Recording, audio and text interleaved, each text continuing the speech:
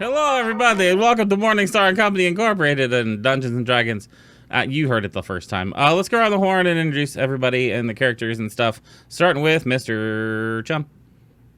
Hello, I am Chum. I go by Chum Nation around the internet parts.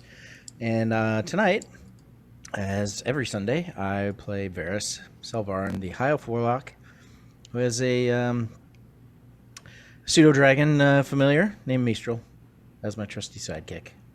And yeah, still in Barovia. And we will find out why tonight, Saint. We will. Right, Joe? Joe, everybody.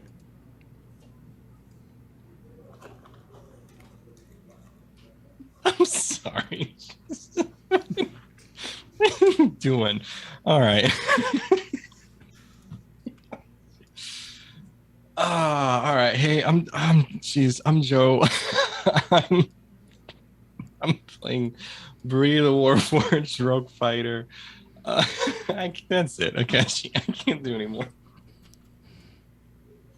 I'm Akechi. I'm play Delg, the nature fighter cleric thing. Yeah. And yeah, I guess that's it. I'm not doing my little thing anymore. Who wants So sad. It's I love sad. it. No, Sarah? sad.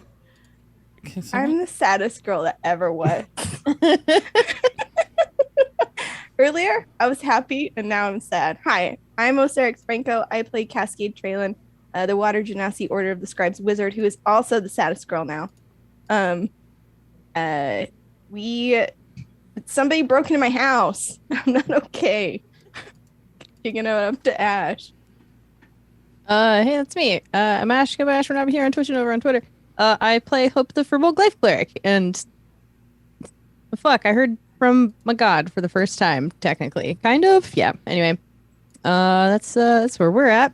I'm gonna throw it over to Saint. Hi, that's me. I'm Saint.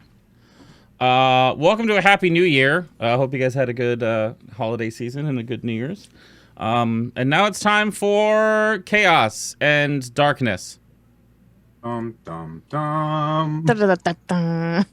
Hang on.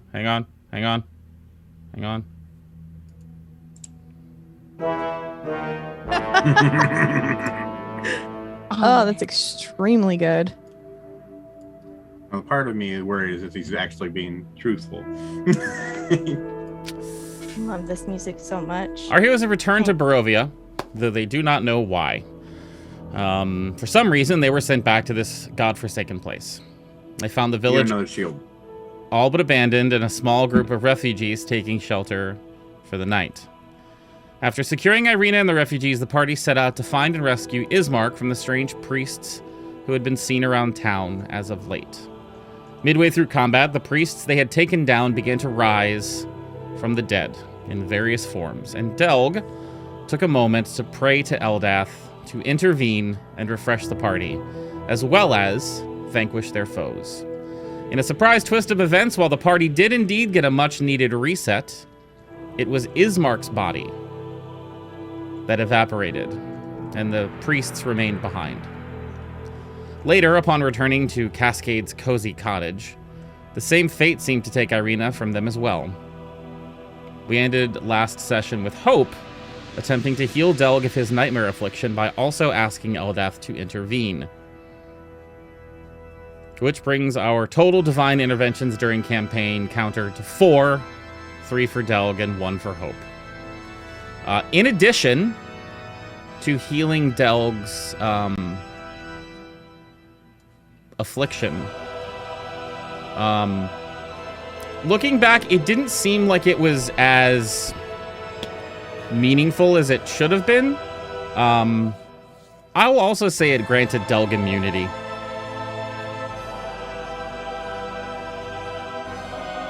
It needs it. So we return to our party, I believe, in Cascade's cozy cottage at night. We can rejoin them at the, as Hope and Delg are communing with the dead. Or if there's anything anybody else would like to do over the night.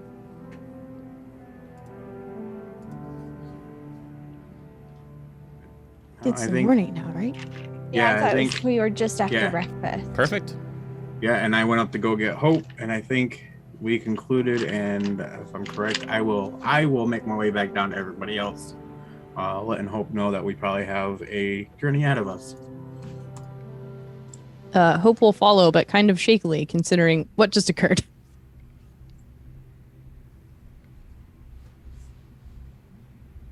Good morning. Sorry for taking so long. I slept in a little.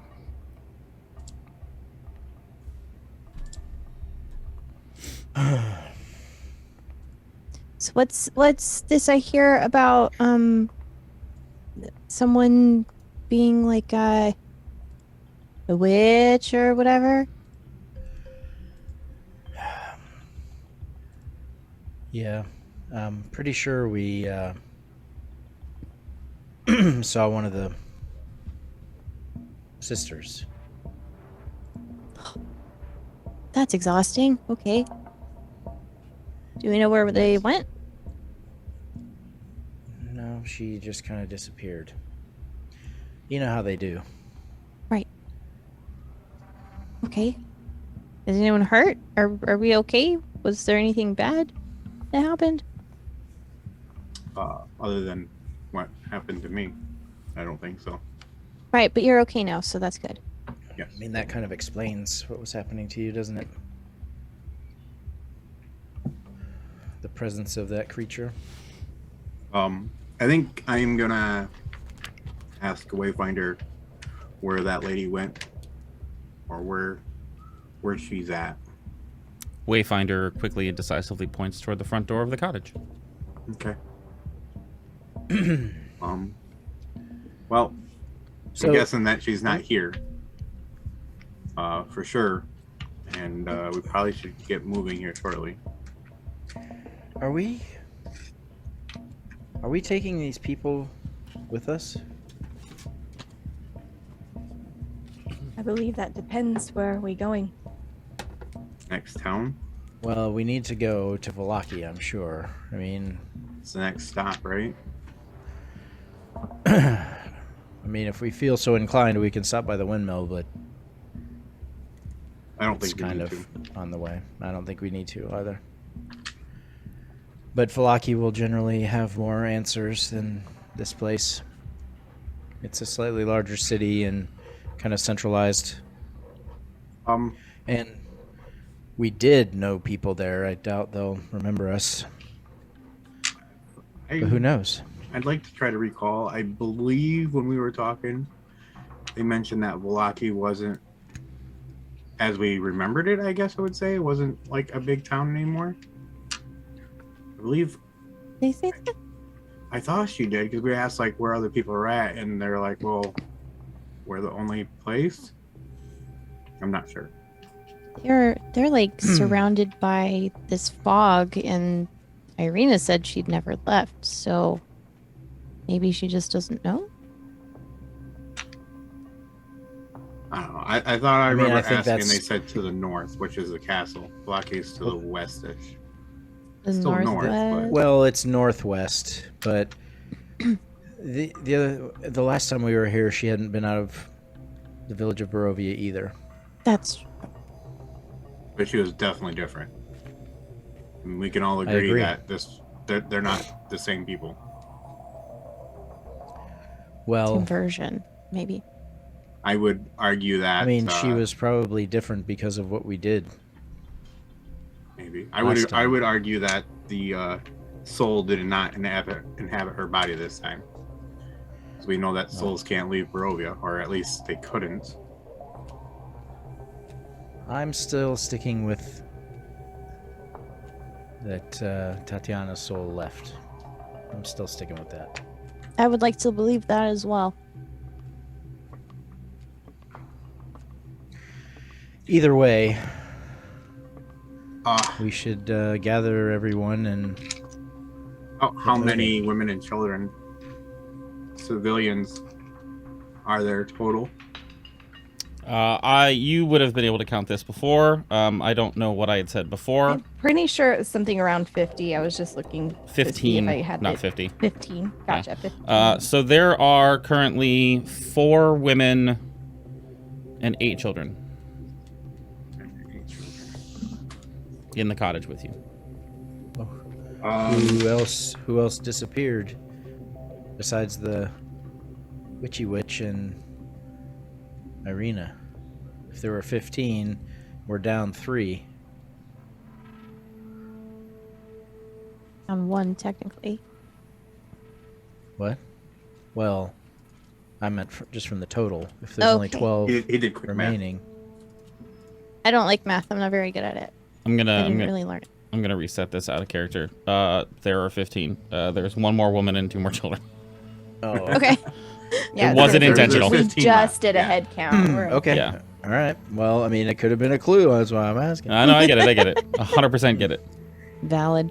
I would like to go and talk to the people and see if they have horses and buggies at all that might be able to help with traveling, or know Yeah, where did there's they some happen to idea. find 4 horses and 2 carts laying around somewhere? Right. So we misplaced those. Yeah, we left those laying around. So you go to the group and with Ireena, with them being told that Ireena wasn't coming back, and at least one of you telling them that you were taking them to the next city.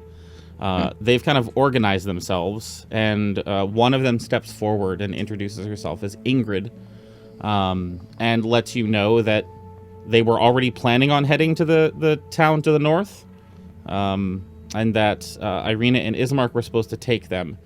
They were in the process of loading up 3 carts with all of their stuff to take them there. Okay.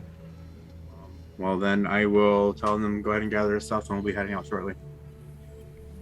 She agrees and starts talking to the other women to help wrangle the children to get them starting to work on finishing up loading the carts.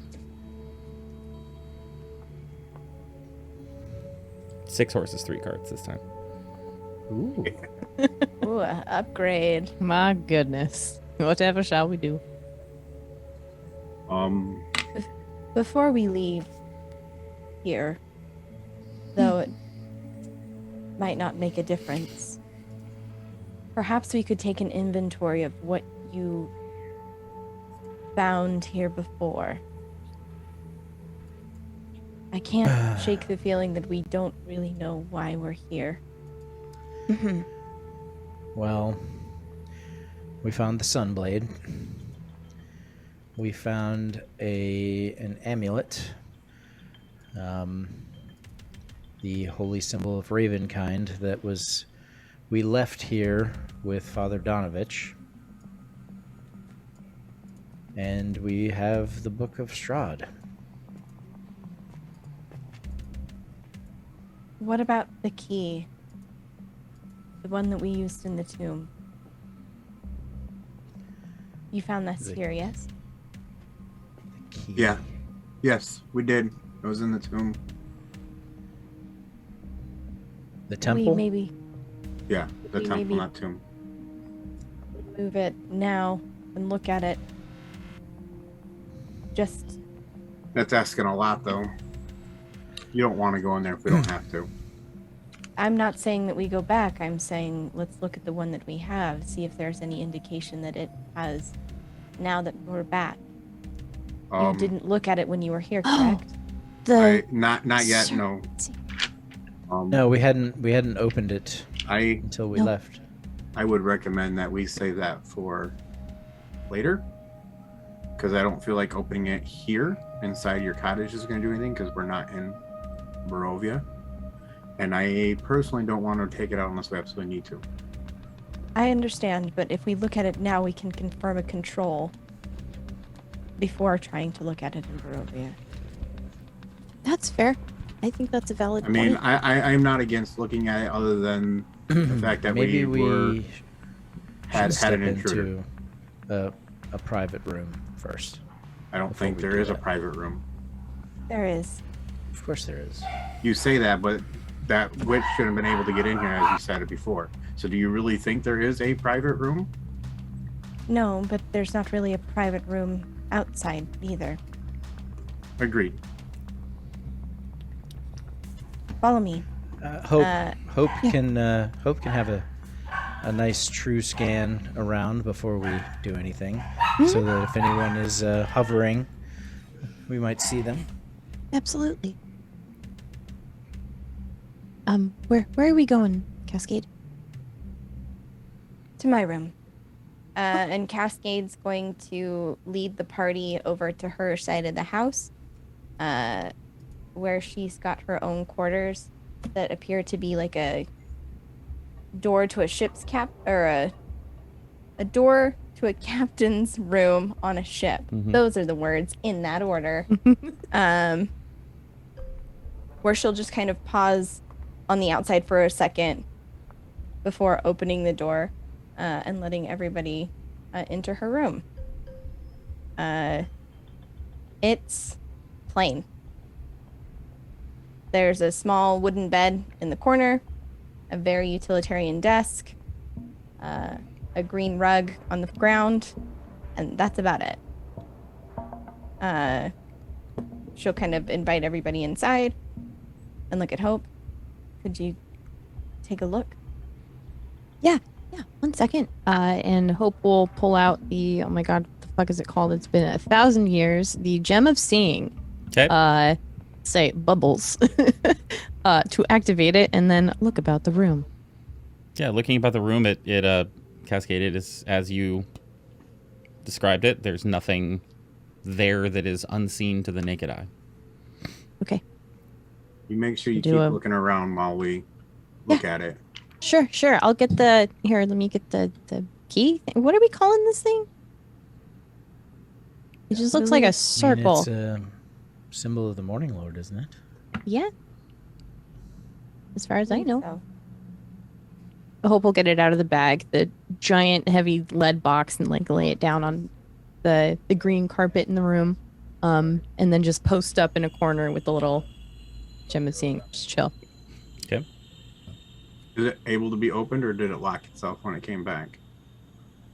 I'm looking at that. It appears that you can open it. Okay. I pull it out then and take a look at it. As you open the lid on the kind of invisible hinges on the back of it, the first thing that strikes you is the second there's a crack that would go to the inside, the whole box begins, well, not the whole box, but the crack itself begins to glow this weird light iridescent blue light just shining out from the inside of it. Do you want to keep opening it? Yeah. You open it, and it looks as if there's this bright light source emanating from the center of it, where the circular kind of sigil once sat. I mean, dumb question. Oh, I'm but, sorry. Still sits. It's still there. Oh, Sorry, didn't mean to say that. just about. Huh? No, it's there. But it's now Varys. it's now glowing this bright blue. Varys, can you tell me what school of magic is coming from this? Yes, I'll cast Detect Magic and have a look at it. And I'm gonna actually. I will pick it up. separate. I'll hand it to him, and I'll ask. Can you also look at the box, see if there's a difference? You know, if the box is magical, because it wasn't before. I think it's just a lead box. Yeah, the box itself does not radiate any magic. The item within the box, the little plate-like thing, is... Gonna get Magic School cheat sheet out. It is a None combination of magics. You get conjuration, divination, and illusion. Conjuration, divination, and illusion. Okay. I will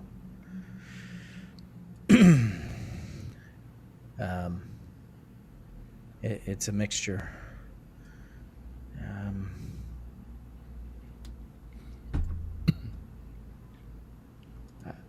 not sure the purpose, but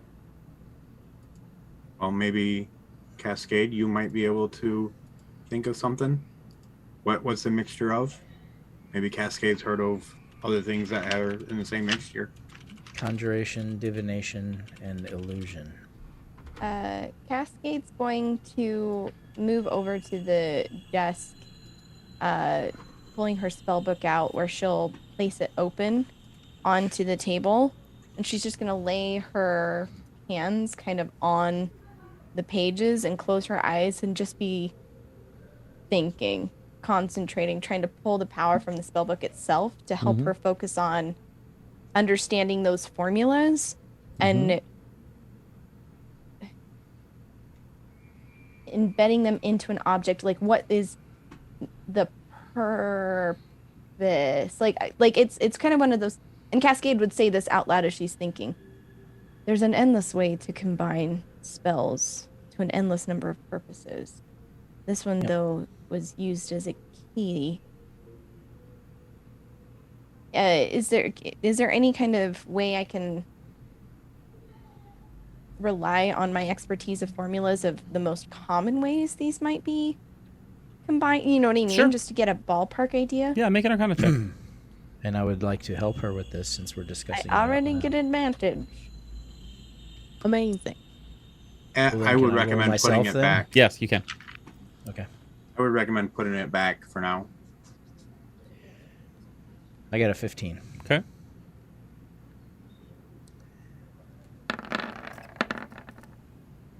Got a 26. Okay. Information you both would be able to put together is, Varys trying to work through this with her.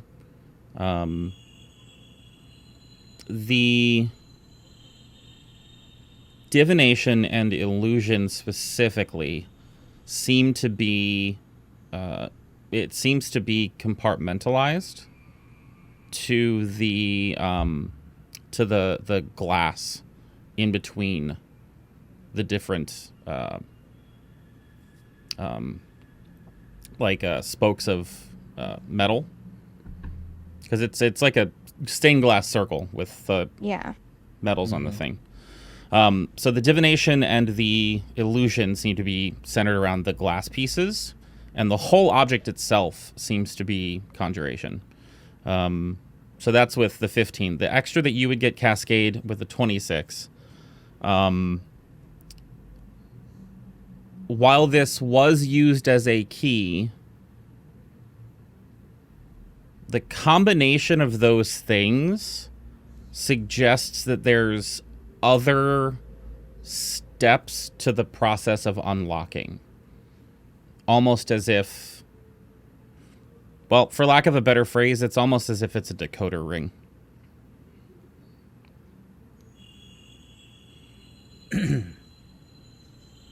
This is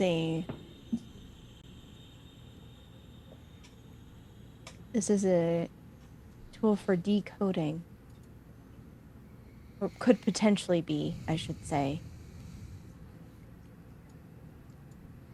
The different parts here, Varys, I'm sure you saw, contain the different magics, but as a whole piece, we used it as a key, but that's just one of the combinations that this holds. I wonder if there's something else here that we need to use with this. Well, that wouldn't really make any sense considering this was a request from Morningstar and we're being sent here by Ori. So don't mind me. I'm just going to hang out here in the corner with this gem. It's possible it opens something else or decodes something else. It's also glowing now. Maybe it glows the closer it gets to where it belongs. It didn't glow when we put it in. I don't remember it ever glowing before. Right. Does it look any different with the gem is seeing on? Mm-mm.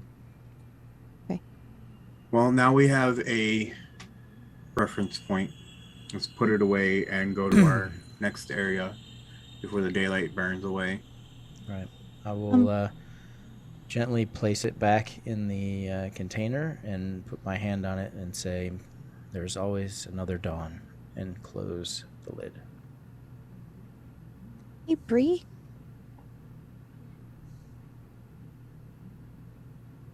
Have you ever seen anything like that before, or any sort of tool for decoding? Does that make any sense?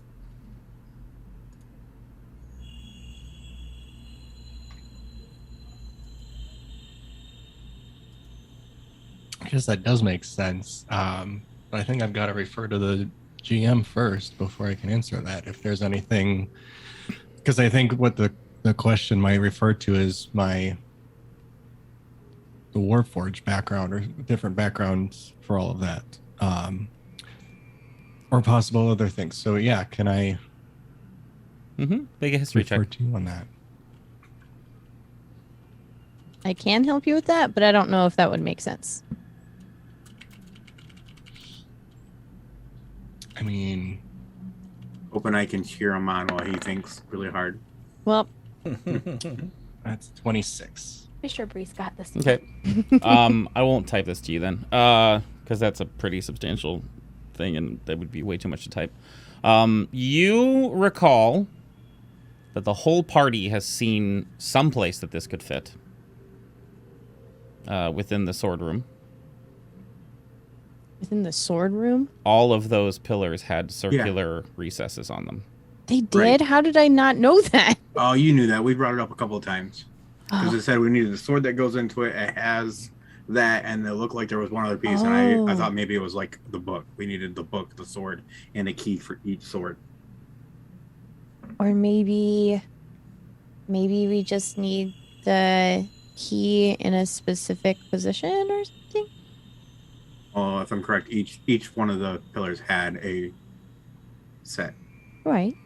So you would need the 12 keys. I'm going to give Bree the rest of this before you guys say this in Please. character, because he hasn't for it. told you guys yet. Yeah. The other thing that you recall, Bree, there's like a disjointed memory that you have that is part of what was kind of hidden within you that suddenly kind of comes to the surface, and you can suddenly access a little bit more. This particular memory is of a scribe sitting down, drawing on paper sigils that don't actually look arcane at all to you.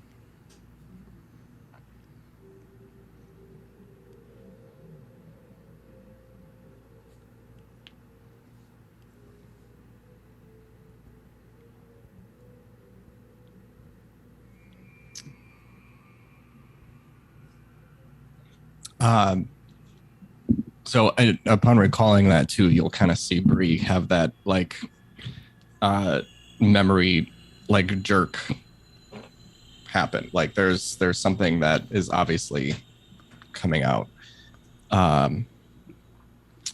And once like sort of everything's done processing, she'll think about it, and she'll describe about like the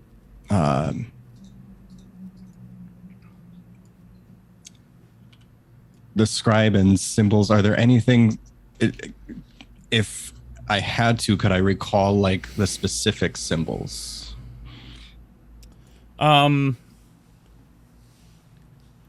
You could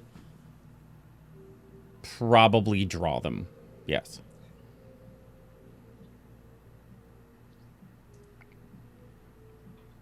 Bree will look at Cascade's desk, and like on like the desk and everything, is there any just like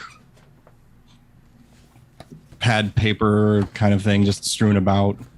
If Cascade sees you looking around for it, she always has some in her bag. Mhm. So she would retrieve writing supplies.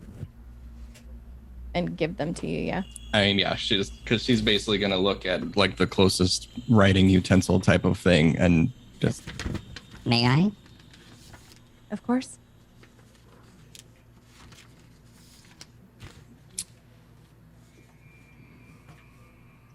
It is vague, but I do happen to recall a person, a scribe, writing down these various symbols. They are not completely clear. I will do my best. But also, I will remind everyone that we did see a recess in the sword room that could potentially fit this decoder of sorts, as you described it.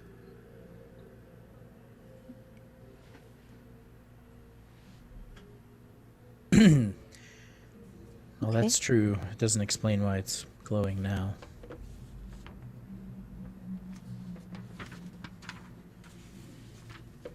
If you It's check, really cool. if you check the Discord, that is what Bree draws.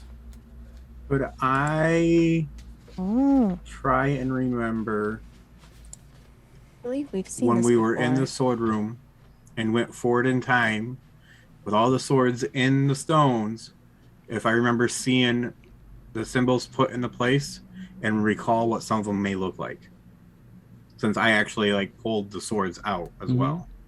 Make a history check for me.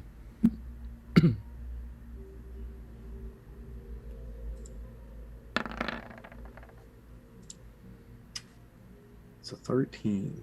You recall that the symbols on the sword altars were of a similar nature, and they were glowing this same blue in the future. Which ones were where? Okay, Memory's so, hazy. Try again later. right. So the stone glass was, or stone glass, they were there. There were multiple, and they were glowing when they were in there. Correct? That's what I remember. No. No, the sigils themselves were glowing. Oh, okay. Okay, thank you. Bree, is that the symbol from your memory? Affirmative. Okay. It looks really similar to something that we've seen before. I agree. Do you remember? Door. Yeah, to Aldenoch's egg. Do you remember that? Yes. We bypassed it a bit that time. So maybe if we see something like this in the future, then we should consult the decoder rather than trying to creative our way out of it. Keep that in mind. Yeah. Thank you, Bree.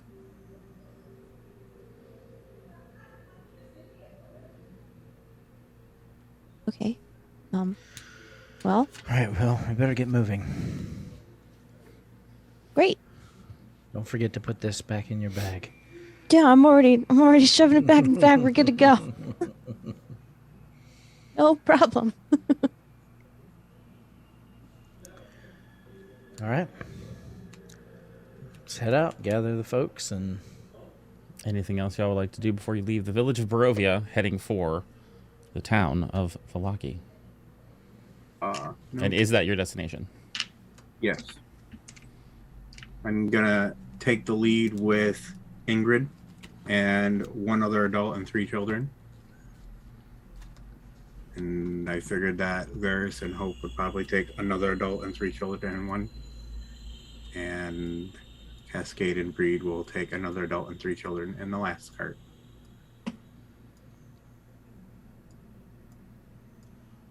Good plan, Mr. Dell. okay. You are missing 1 woman and 1 child then. Come hang out over here. Certainly. 15 total. We've got room in our cart. It's okay. I can scoot over, or I can walk. It's fine. I am. Actually, you're missing 2 women and 1 child. lots of room in these carts. Stop finding everybody. We divvy them up equally amongst the carts. We do. There's 5 adults and 10 children. Yes. Okay, so I'm only missing one then, one of each, because I have one adult and Ingrid, which is another adult. Oh, I forget Ingrid. Yeah. Wait, but she was named, so Yeah, I get you. I was going to talk to her as I took the lead. Yep. So I guess they can go wherever, but they can sit. One of the adults can sit in my cart as well, since I don't have another party member.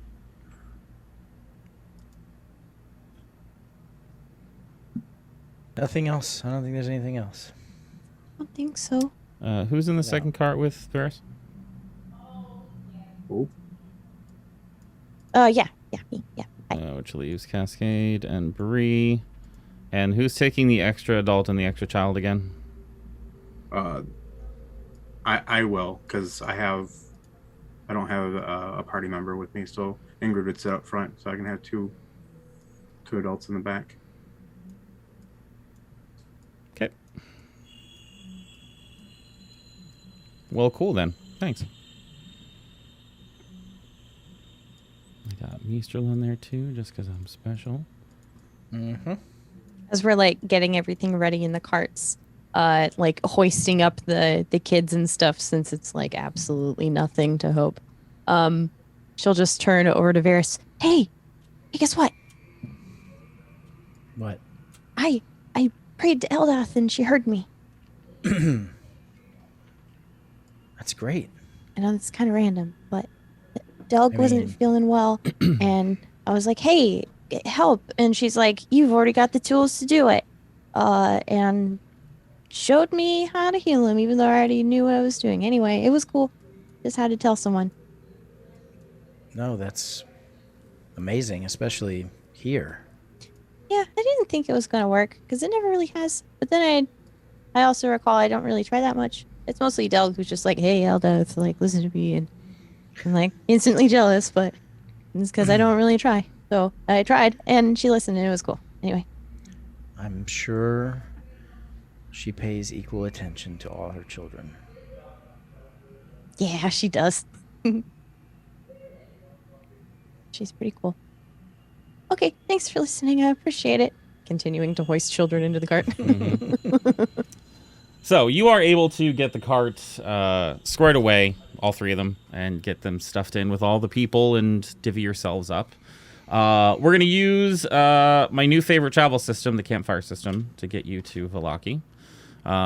What this is there is a DC that's set based on the travel, and then you guys do skill checks, just like a skill challenge, for a certain number of successes or failures. Whichever you reach first determines whether it's a windfall or a hardship, meaning you guys get a buff or you get a debuff afterwards. Mechanically, we're going to give Mistral advantage whenever Chum does a skill check for this, since Mistral would be doing the perception check thing. And Delg, we're going to go over your conversation after we've gotten the skill checks out of the way. Okay? So, the initial DC for this is 16. That is 14 for deadly terrain, because Barovia has increased in lethality. And it is tiresome weather, windy day, which adds 2 to it. So that's 16 total. Because of the amount of people you're traveling with and the distance you're going through this land, you need 5 total successes or 5 total failures before it's over. So, please, if somebody would like to give me an ability check and what they're doing to kind of help along the journey, that would be great. I have an idea. Sure. I would like to make a case for a history check and remembering the roads, especially with it being shitty weather, being like, no, you don't want to turn down that way. That's totally a dead end. Sure. Take a left. Remember not that? Right. Yeah. Sure. If you turn this way, you'll turn right back around. Okay. So, go ahead and make a history check for me then. The DC is 16. Is there a hanging man? Shit. Got an 11. Got an 11. So that's just one failure. It doesn't mean that that anything bad happens. It's not like you missed something or whatever. It's just whichever those two columns gets to 5 first. That's it. Still feels bad. Yeah. You I'd say with this particular non-success, you kind of get lost in remembering when Delg was possessed by a ghost, and remember that there was one part of the journey between here and Vallaki where there was a bridge, and the ghost was trying to run him back to the bridge so it could jump off. Mm-hmm. And then there's that, like, you come to and realize that you've been thinking about something kind of dark and morose and shake it off, but you weren't able to help out as much as you wanted to, and the road itself was a little bit harder as a result. Hope's ears will floop down all sadly. We're coming out on the spot where Delg had a dream he was getting eaten by rats. Mm-hmm. Oh, shit. Memories. Who wants to take the second check? I will tell you that the DC will be slightly harder if you do history as well. I'll just roll the scout ahead with Mistral perception check. Go for it. That's a 15. 15. So you, Mistral, and you both, like, you have a moment where you're communing with each other, where you're going over all of the things that, all the things to look out for that you remember from the last time here. And then there's a brief argument, like, no, this happened in this point, or no, this happened at this point, and I can't quite remember exactly the order. We'll just go out and look for danger ahead. And Mistral's able to keep you guys, like, on track and keep you along the road, but isn't getting back to you as quickly as you had hoped. Keeps you safe, but maybe not necessarily making up as much time as you'd liked. All right, what was the number of that check really quick? 15.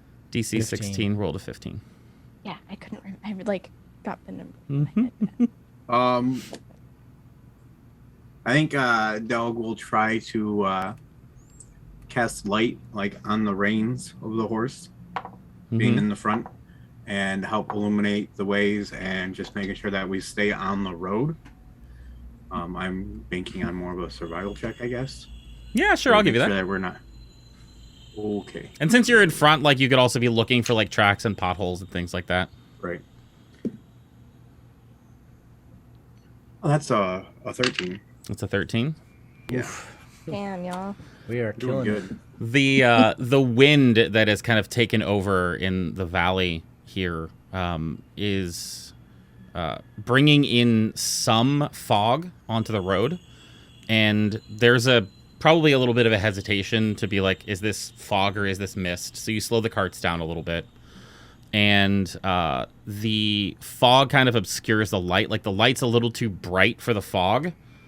So, like, I hate that. I know you can't quite see right through it when it does pass in front. It makes it worse.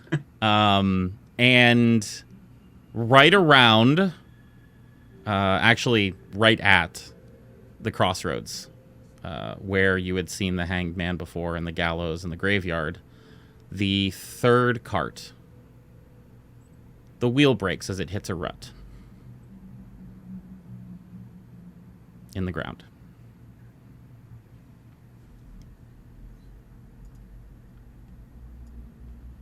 Well, that's just great. Shoot.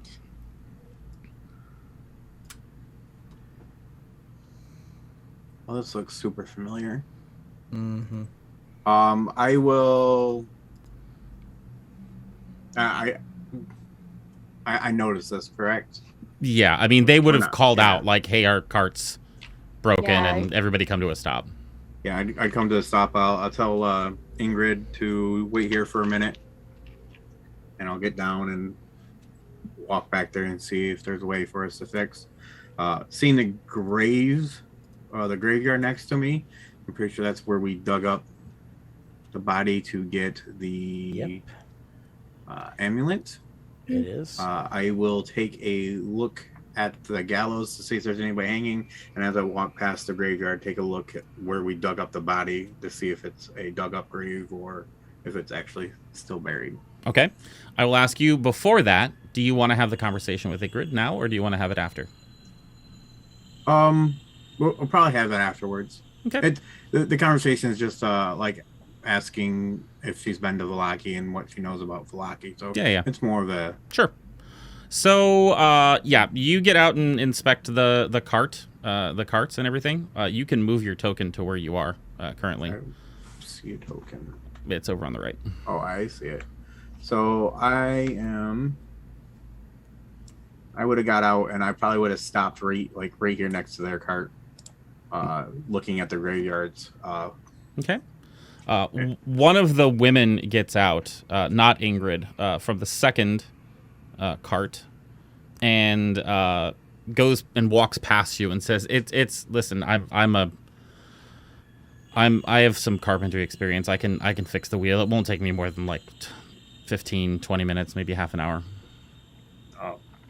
Do you need a hand at all? It should be fine. It's pretty simple work. Okay. And she goes over and starts like taking off some of the supplies to get down and repair the wheel. Cascade will assist by casting Tenzer's floating disc, which can carry 500 pounds underneath the cart to kind of hold it up as she's doing what she needs to do. Okay. With the knowledge that you guys are going to be here for like 15, 20 minutes to a half an hour, is everybody staying in their carts? I know you're not. Hope is gonna go stand in front of the gallows and just kind of like solemnly look up at it. Okay, you can move your token over there. Previous time we'd been here.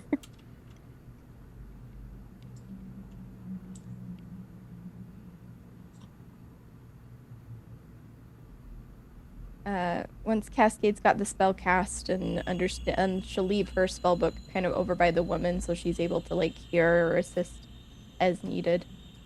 She would join or walk over to join Hope. Okay. Did you say anything about the graves? I haven't yet. No.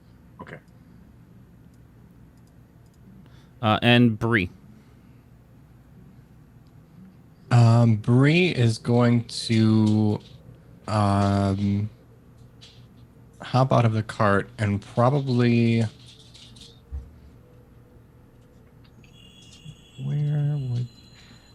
I think she'd probably post up like right around here. But I think she's on lookout, and I think she'd want to be like kind of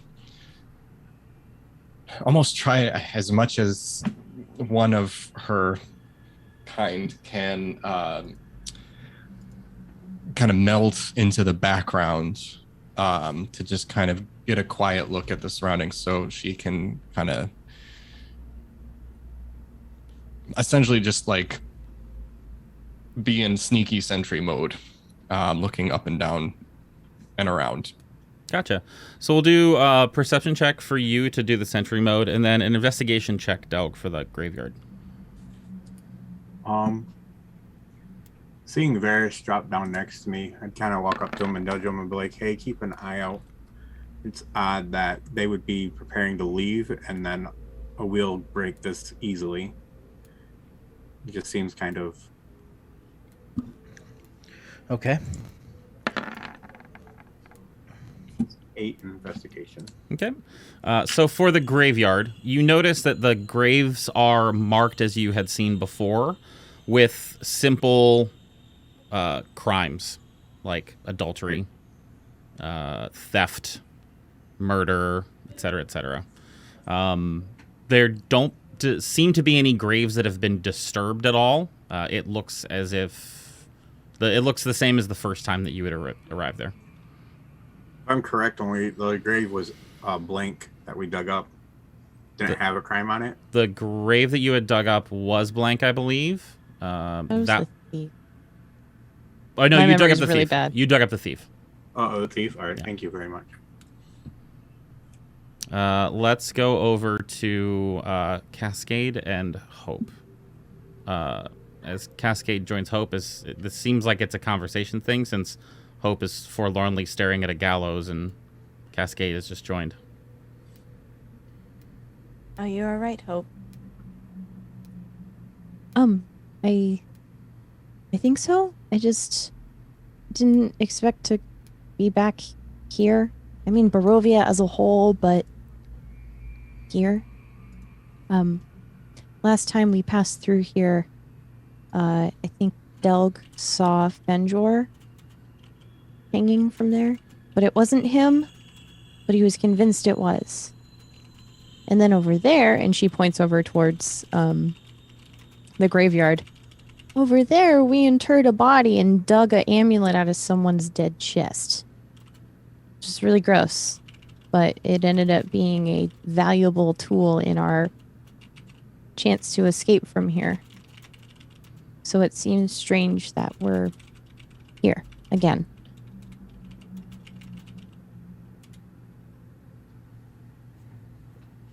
You said that there was some sort of apparition before.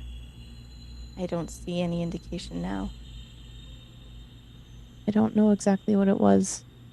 I think we all saw someone hanging there, but Delg saw Benjor? Or was it Delg or Ferris? Yeah. Someone saw Benjor hanging there and then looked again and it wasn't. Brr, both of us. Okay, great. Perfect.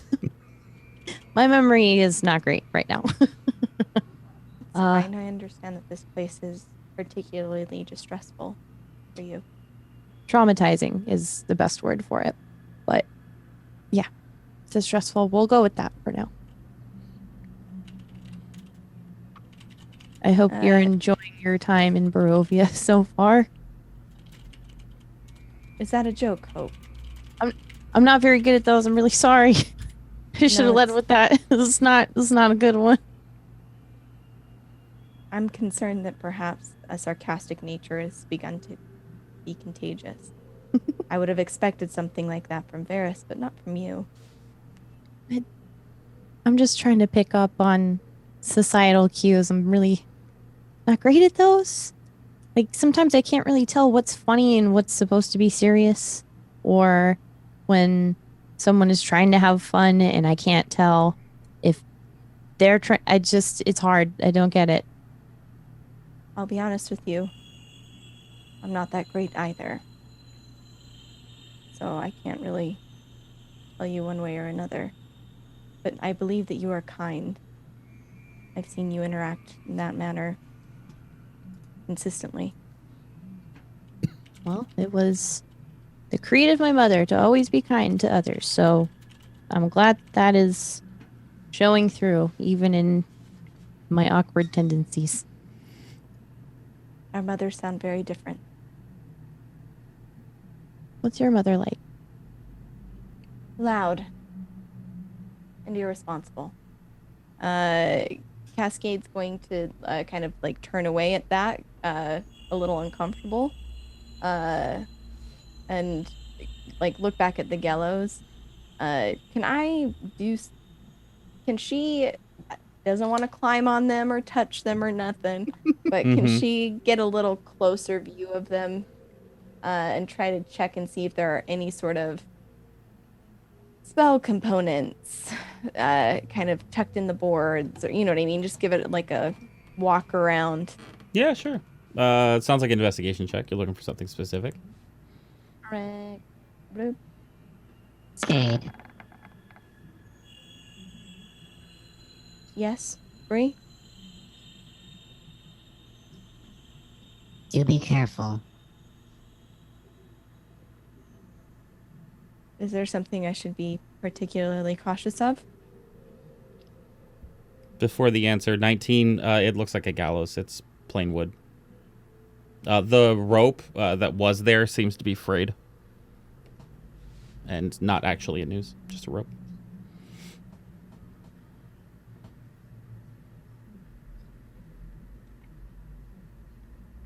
It seems fairly harmless now, Bree.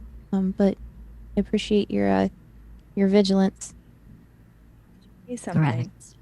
However, there is someone there. And given how we have just encountered creatures who may come back from the dead. I am wary of whoever or whatever that may be.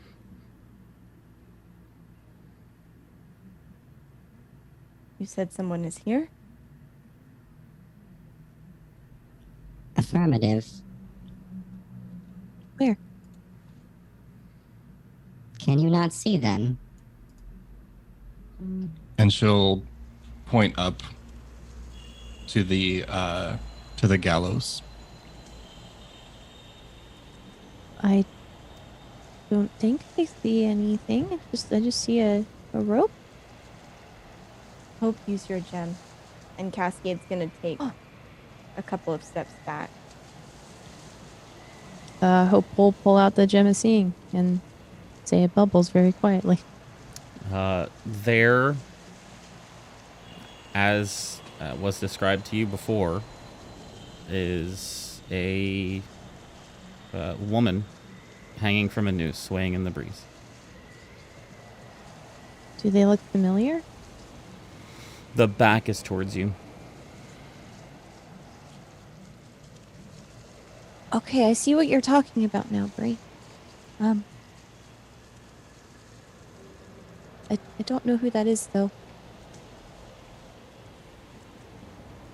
Can I try and get around to the side to see if I can see the face? Sure. So as you walk around, left side or right side? Right side. So as you go to walk around, Bree and Hope, you both see that the body that's swaying in the wind seems to be countering, keeping their back to Hope. Ugh.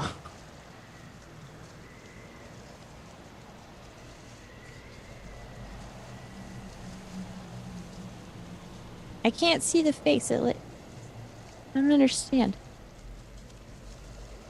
Oh, this is dangerous as fuck. But Bree is Welcome to Barovia. Bree is going to if she's noticed this pattern, Bree would try and go like the opposite way. So like if it's swinging the one way to Hope, Bree's gonna go the opposite way. As you start to go the opposite way, it's kind of like been positioned so that it had its back to both of you. Bree, you can see as you start to go and counter Hope's movement, it starts to spin with her back towards you now. Hope, that is not what you see. Its back is still to you. Weird. Can you see it now? She's facing your way, I think. Or they're facing your way? Can't quite tell. Negative, Hope. The front is facing in your direction at this moment. Well, it's not possible. I see their back. As do I. Real fast. Varys and Delg, what are you doing while this is all happening? Yes, I'm just gonna move myself because I would be over there. Mm-hmm. I was keeping an eye out. Okay. Delg was suspicious of the broken wheel, so I'm just kind of keeping a vigilant watch behind us and making sure no one's coming up behind us or out of the woods. Okay, so do a perception check for yours then, obviously with Mistral at advantage. And Delg, are you doing anything else besides checking the gravestones out? I'm just keeping an eye on all the people, just making sure that no one's uneasy or, make sure no one's getting out unless they absolutely have to. Mm-hmm. So you both would have seen, before we get to the perception roll, that the woman working on the wheel was able to make a little bit of progress, but at one point, went to hammer a nail in and accidentally hit her thumb. And is kind of wincing in pain a little bit, but she shrugs it off and keeps working. What was the perception check, Varys? It was a natural 20 for 23. Dang. Okay. You see in the distance, down the road where you came from, that the fog you've come through seems to have gotten slightly thicker. This is, with that high of a roll, something you are familiar with. It is as if the mists themselves are pushing you along. Cascade. All right. Could I have a wisdom saving throw from you, please? Nay. Here Squeeze we me? go. And so it begins. A 16. Not bad, not bad. Can you check your DMs? Oh. You're dead. The DM sliding into your DMs. Yeah. Cascades, as they're kind of walking around, she's uncertain of like what she can see, but then suddenly will stop and just stare.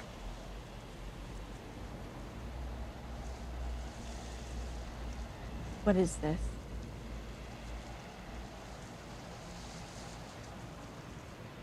I would wager Barovia being tricksy again.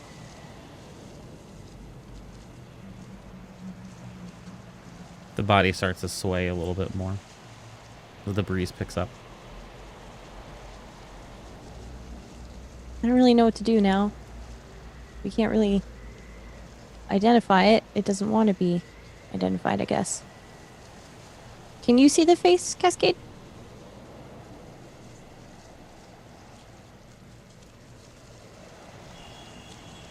No.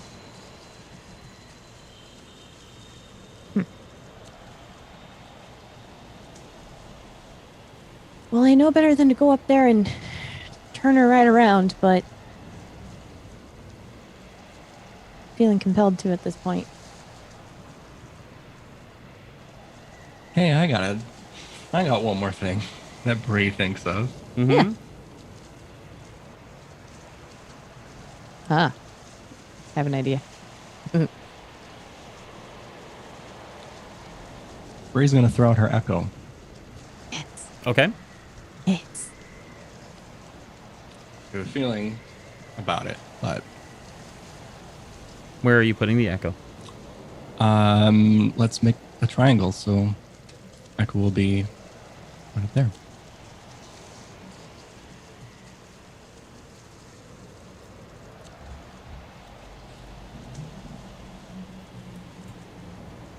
You perceive, I don't know how Bree would process seeing the back of this body hanging there from both angles.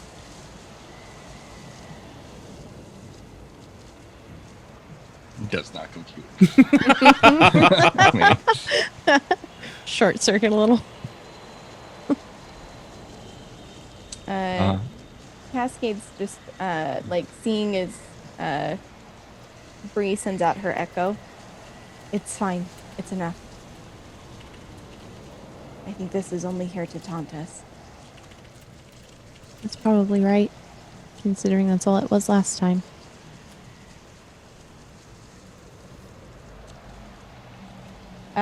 Cascade will kind of move towards Hope.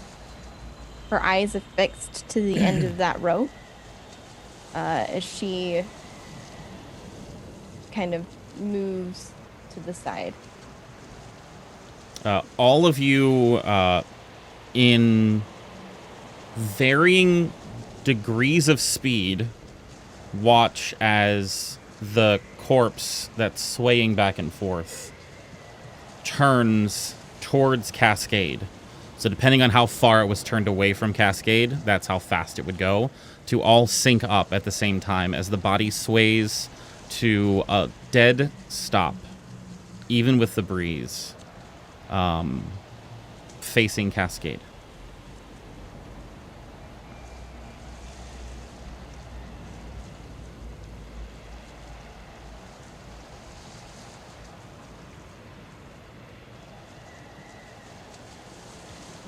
Do you know who that is?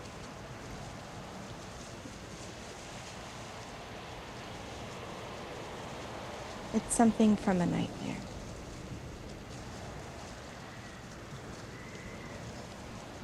Yes, I know who that is. Are you okay?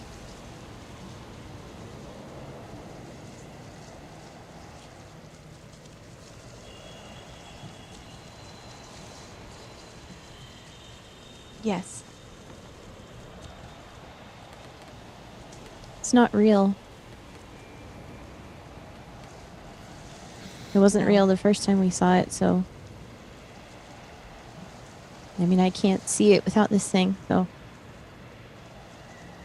It's funny, now that you tried, you can. Oh, ooh, okay. Well, I'm gonna put this away. I don't like that. It's still not real. Nope. Not real. Nope. Varys, with as high a roll as you had, looking in to check on the three of them, you see Cascade, Hope, Bree, and Bree's Echo all triangulated around the gallows looking up at it. You can also see that there is a body hanging there. It is of a woman. It is facing toward Cascade, and it seems to be emanating this black cloud of smoke. I'll tap Delg on the shoulder and point him in that direction. Why don't you go see if you can help them? Barovia is doing its thing again. I'll head over to the gallows. Doug, as you get closer to the gallows, you too can see these black tendrils of smoke coming off of the body, and the closer you get, the more it appears that the eyes are glowing dark red. It starts out as just like a little filter over it a little bit, but then as you get closer, it seems to get deeper and brighter. Do I recognize who it is as I get closer? I don't think so. I don't think anyone here would know who this was. I would go up on the gallows. Okay. Last time that we were here, I went up and I actually touched it, and it was just an illusion. So I am gonna approach the hanging corpse. Delg. Okay. Please.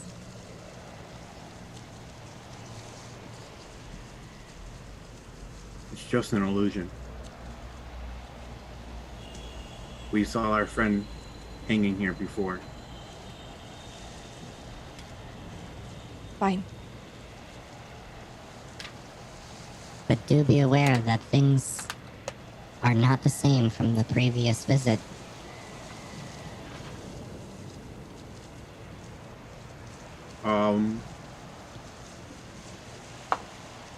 Because I didn't notice it there when I first came, correct? Correct.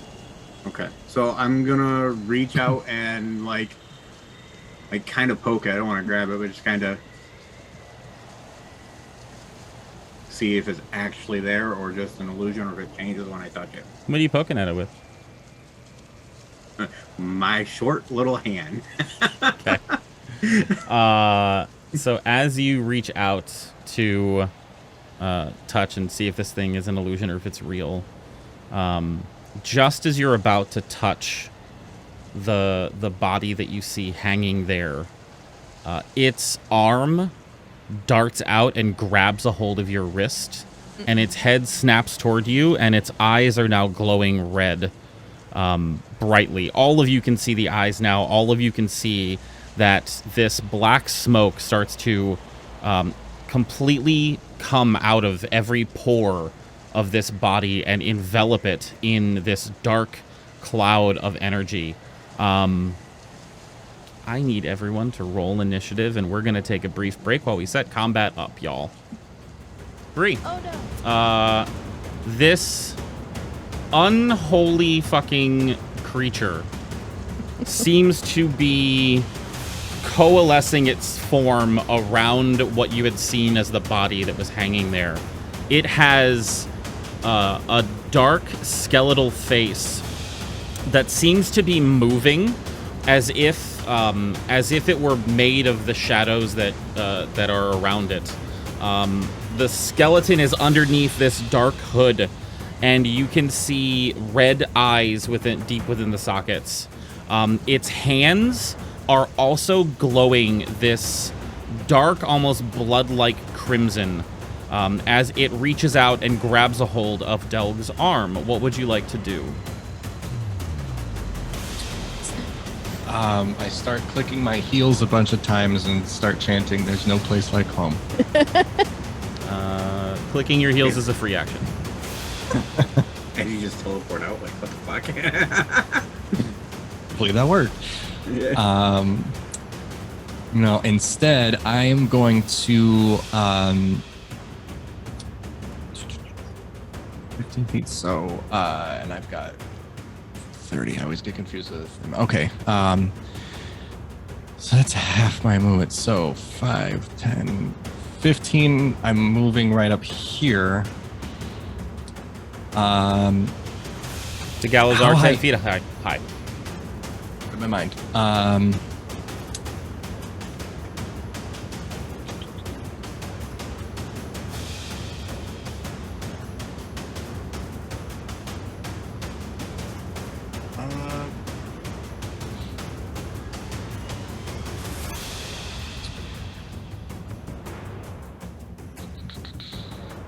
There's yeah.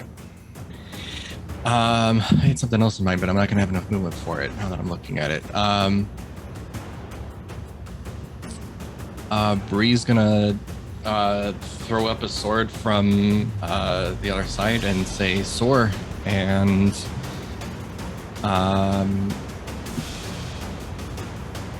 the dancing rapier is going to climb up. Let's see, so it'll be 30 feet, so it'll just kind of sort of nope, you're fine. Yeah, it'll just kind of swirl up, and then that's like 10 feet up. 5, and yeah, it'll come from that direction and slide through like that.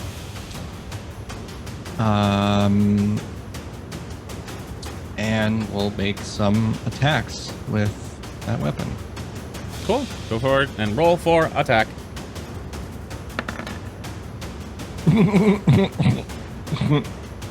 Let's try another one.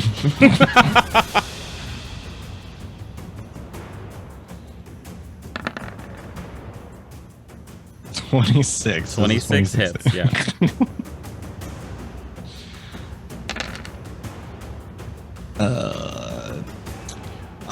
8 piercing, but since it's kind of grabbing on and I'm kind of coming from below, does that sneak attack Yeah, I'd say it's engaged with an enemy. work? Okay, so Or with an ally, I mean. I have, like, an enemy now. Enemy. The enemy of my enemy.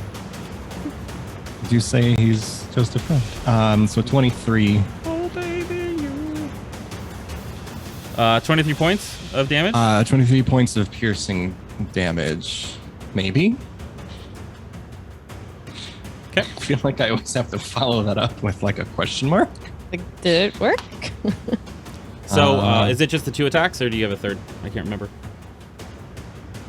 That one is just the attack action. So that's that. As those shots land, the rapier comes into contact with this creature, and the shadow around it forms as the first strike hits into what appears to be like plate armor. And it's like as it hits, it kind of like radiates out, showing that there's plate armor in the shadow as it takes on a solid form. The second one, however, pierces right through between 2 of the plates and does seem to be effective. Okie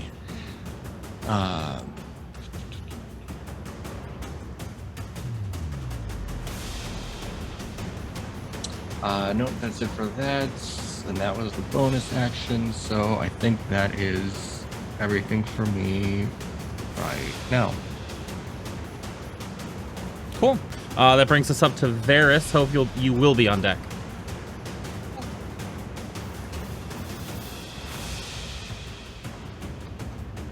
If you're talking, you're muted. Sorry. Yep. I am going to yell out to everyone in the first 2 carts to gather around the 3rd cart as quickly as possible. The people inside? Wait, what do you mean? You said the people in the first 2 carts to gather around the 3rd cart?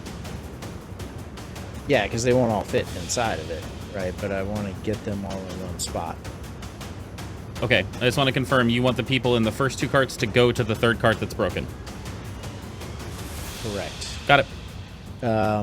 Well, I mean,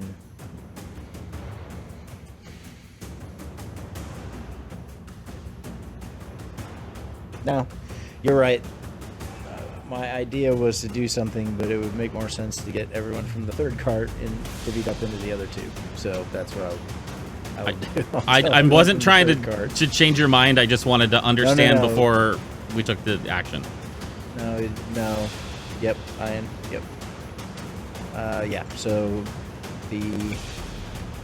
I need everybody from the 3rd cart to start divvying up evenly amongst the other 2. Okay. They will do that on her turn. They'll do that on the woman's turn. Sure. Okay. And then as I say that, I will move up to about here and cast Eldritch Blast at the being holding Doug's hand. Okay. Let's see. Oh, yeah, those are all double digits. So it's a 33, a 31, and a 29 to hit. Yeah, they all hit. All right. Good lord. 2, 5, and some bad rolls here. 11 plus 21, 32 points of force damage. You said 32? Correct. Cool. All of these blasts slam into it, and you can see, especially up close, Delg, Cascade, Hope, and Bree, you see as where these hit, it materializes into plate armor. Almost like if you're hitting like a force field and it like suddenly materializes. But it still does enough damage to make it kind of sway backwards. And it seems like your attack was effective as well, Ferris. Okay. And yeah, that's it for my turn for right now. Okay. It is her turn. She's Barovian, and shit's not normal and definitely dark and dire lately. This is still suddenly a chaotic moment for her, and she is struggling to repair this as quickly as possible, so she's rolling at disadvantage for this. But is able to make some progress on the wheel and get it repaired. The children that were in her cart, one of them goes to the front. The woman goes to the second cart with the child. So the third cart is completely empty now. The woman is on the outside. Okay. The first cart is completely full, and the second cart only has room for 2 people. Okay. That brings us to Hope.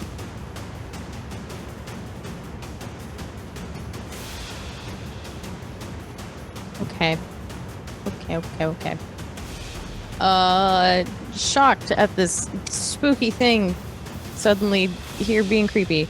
I'm just gonna, as like a reflex, cast Sacred Flame towards this thing. Okay. That is a dex save for it. Wonderful. It rolled 5. Okay, so that fails. And come on, there it goes.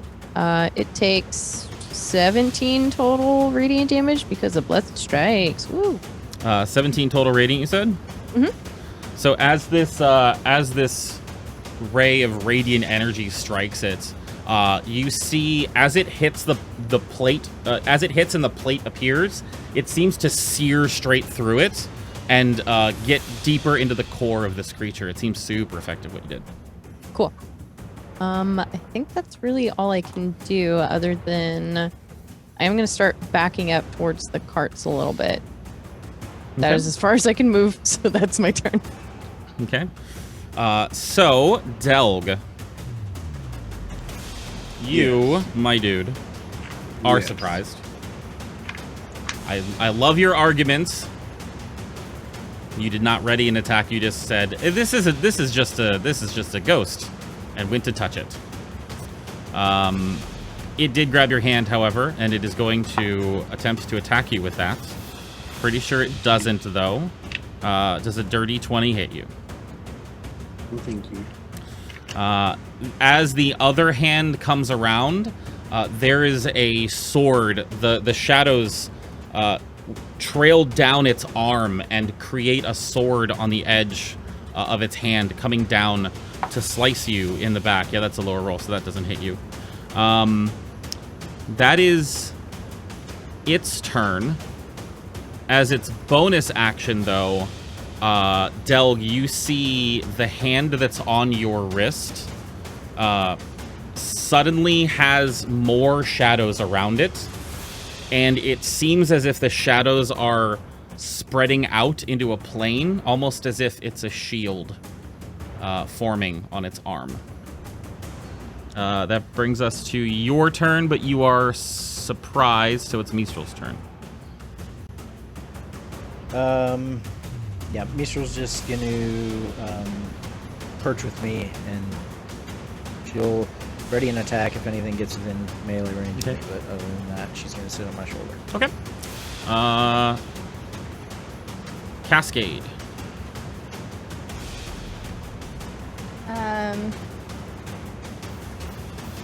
Like, as the creature reaches out and latches onto Delg, there is going to be a moment of hesitation.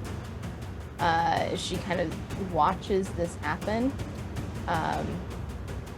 But she'll shake herself kind of awake. And she's going to use the card throw cantrip. Okay. That's the thingamabobber. So it's going to be 3 cards, which are 3 different rolls. Let's see, let me make sure. So here's the first one. Is a 15 hit? 15 misses. Okay. Second one. Still misses. Okay, and third one. That hits. Awesome. So this is to determine what kind of damage it is. 2. So it is acid damage. Okay. And it is going to take this many. Plus my spellcasting modifier, which is 4. So It's 6 gonna total? take, yes, 6 total fire damage.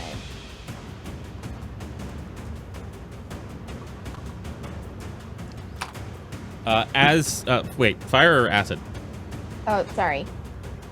Oh, acid. It is acid. Okay. Sorry. Yep, 2 is acid. Yeah. So the first 2 cards hit and glance off of plates of this armor, and the third strikes true and does what you would expect it to do. Okay.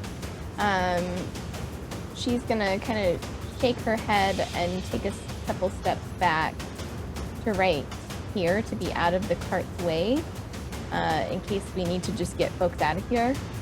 And she's going to do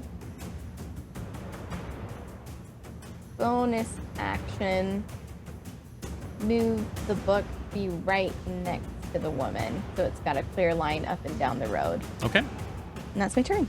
Wonderful. Bree, before we come back to the top of the order,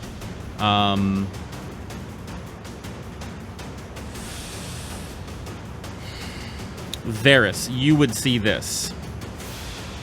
You can see that you notice that the grave, like kind of like as you're ushering the women and children to the other carts and looking around to get a sense of the battlefield, you notice that the ground on one of the graves is starting to be disturbed, and it is at this point that a grotesque, rotting body in full armor comes out in a very, very familiar sight as one of the revenants you had fought before comes out.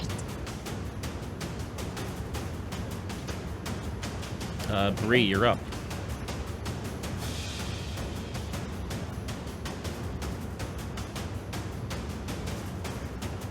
Okay.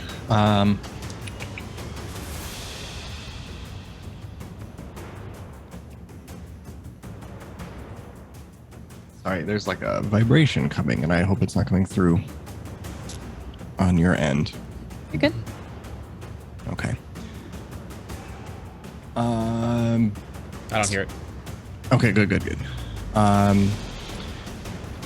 So we're gonna... I think this makes sense to do it this way. So, Echo is gonna do 5, 10, 15, 20, and 30 should bring me up to the top. Okay.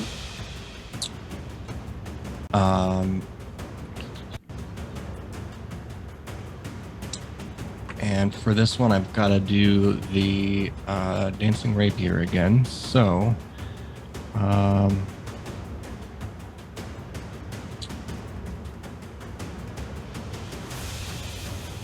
no, that's fine. Let's do swipe 1.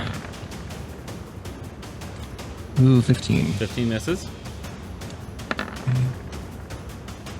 Swipe 2, 18. 18 misses. All right, then whiff and a whiff.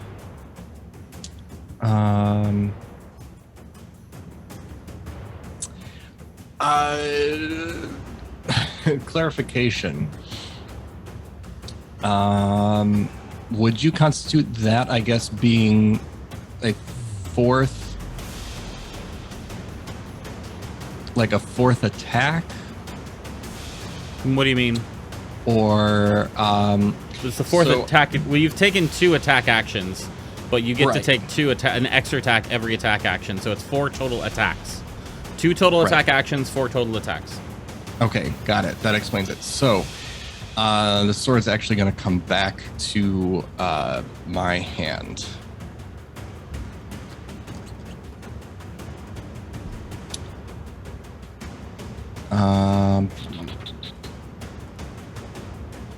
Okay. And that's okay, because next time will be probably different. Yeah, I think that's me just trying to get up in there. That'll be it. Before your go, Theris, Yes. all of you can hear a sound from the woods seeming to echo all around you.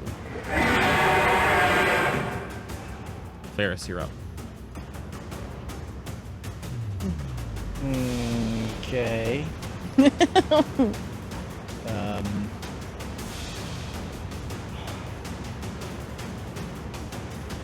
right, so the people all moved except for the one woman who's still trying to fix the cart, right? Correct. Okay. So I move up to this cart. Whoops, that's still on the range thingy. Move up to this cart and say, you guys need to go. Take a left down this road.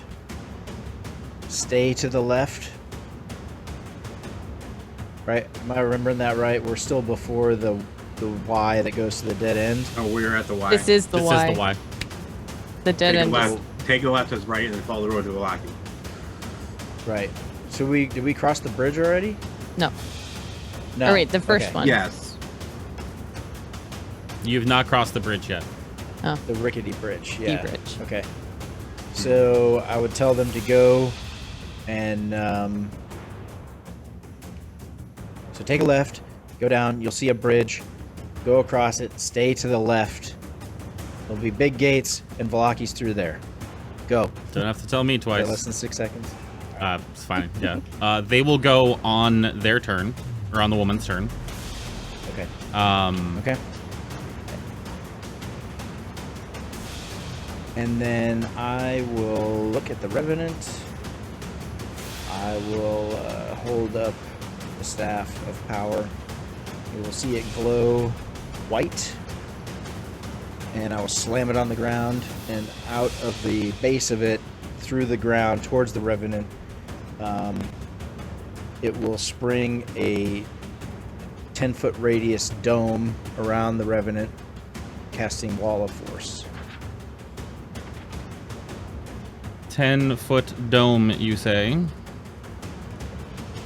Correct. 10-foot radius. What color do we want for that? Let's do that. A 7-foot sphere? Who would want that? Such a weird number. I do not want 5. I do not want 10. You mean I want 7. Somewhere in the middle. Is that okay? Or do you want it like there? Centered on him is fine. I mean, it doesn't matter. I'm just, as long as he's inside of it, it's fine. Okay. Doesn't matter where it is. As long as he's inside of it. Sir Craig, thank you for the host and the raid. Appreciate it. Welcome over, everyone. Things are getting a little fucky in Barovia. Anything else you'd like to do on your turn?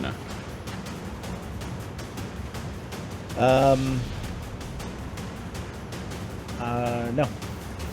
That's it. Can you ping that spell for me too? It's there. Never mind. Yep. Yeah, it's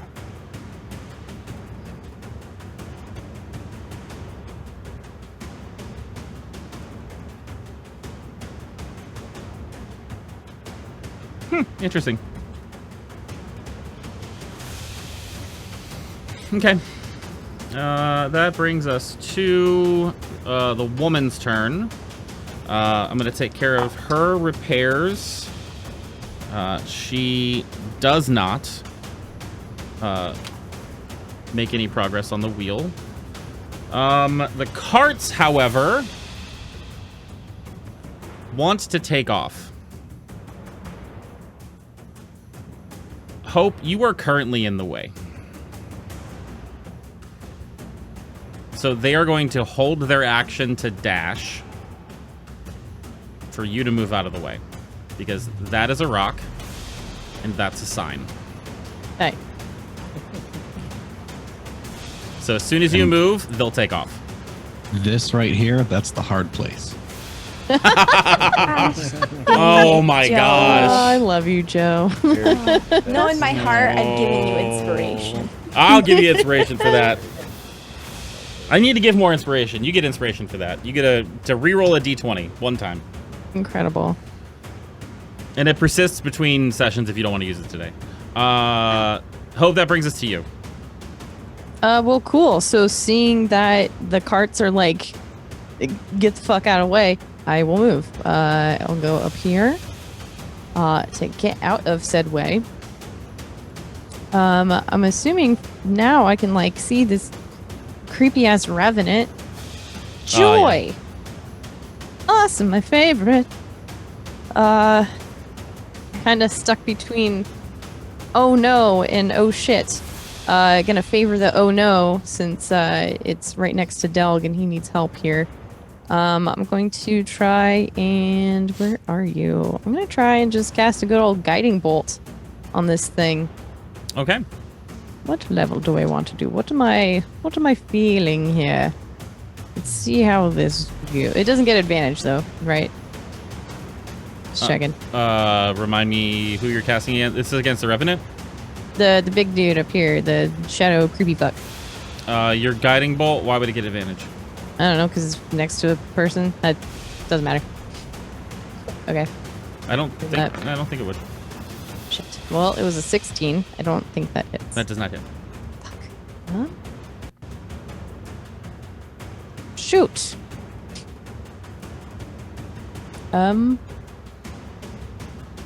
Shoot. Well, that's that's all I can do, which is unfortunate. Cool. I got out of the way of the carts, so that's what matters. That's my turn. Got it. It is its turn.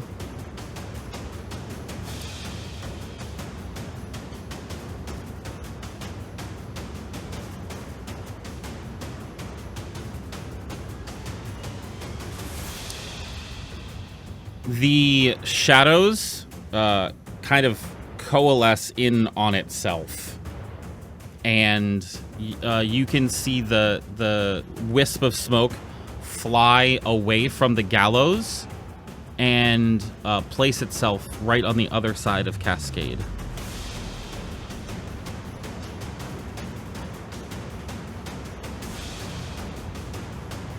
And that's its turn. Delg, you're up. Oh, no, you don't.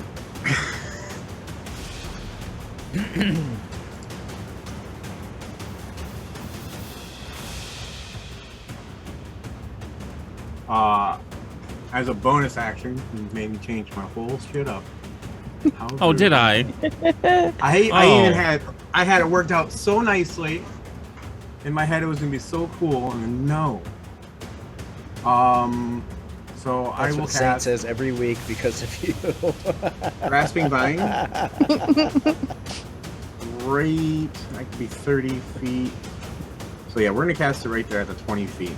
Okay. And it's gonna target me and pull me 20 feet closer to it. Of course it is.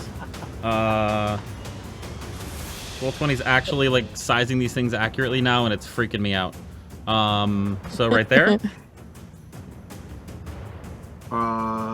Probably one square closer, because it has to go up 10 feet. Oh, or closer to me. Yeah. Here we go. And it's gonna pull me down to it. Okay. Does grasping vine count as difficult terrain? I don't think so. I think it just counts as a person. I don't think you can stand on top of it. I thought I pinged. No. You ping the spell, not the There description. you go.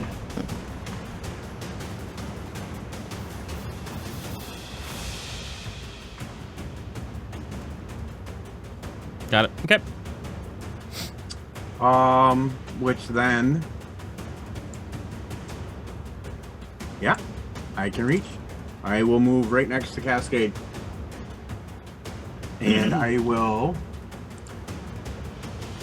attack it with Wayfinder. Okay. That is a 23. That hits. Okay. 1d6 and 7, 8, 9, 10, 11 damage, and one of those is radiant. So 11 total, 10 slashing, 1 radiant. Yes. Cool. It seems as effective as you thought it would be, except for the radiant damage seems normal. Okay. You had seen it work better for Hope. It did not work better for you. That is fine. It's also looking a little bloodied as a shadow can look. All right, and that is my turn. Okay. Mistral still perched, I'm assuming. Correct, holding attack action if anything gets him in the melee. Got it. That brings us to Cascade. Cascade saw the revenant pop up like a daisy out of the graveyard. Mm-hmm. And she's going to start using her book. I would like to hold a spell centered. Let's see. Let me make sure my measuring is correct. Oh yeah, it's you know that it's fireball. Just centered on that graveyard. For if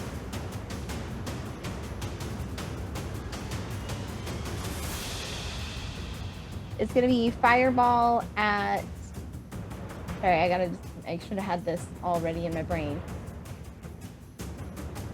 But we're gonna say it's fireball at 5th level with radiant damage.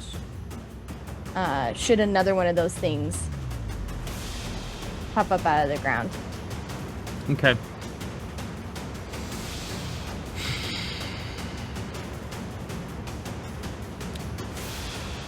Anything else? What level fireball, by the way? Because it will go off if you don't use it. Yep, it's 5th level. Okay.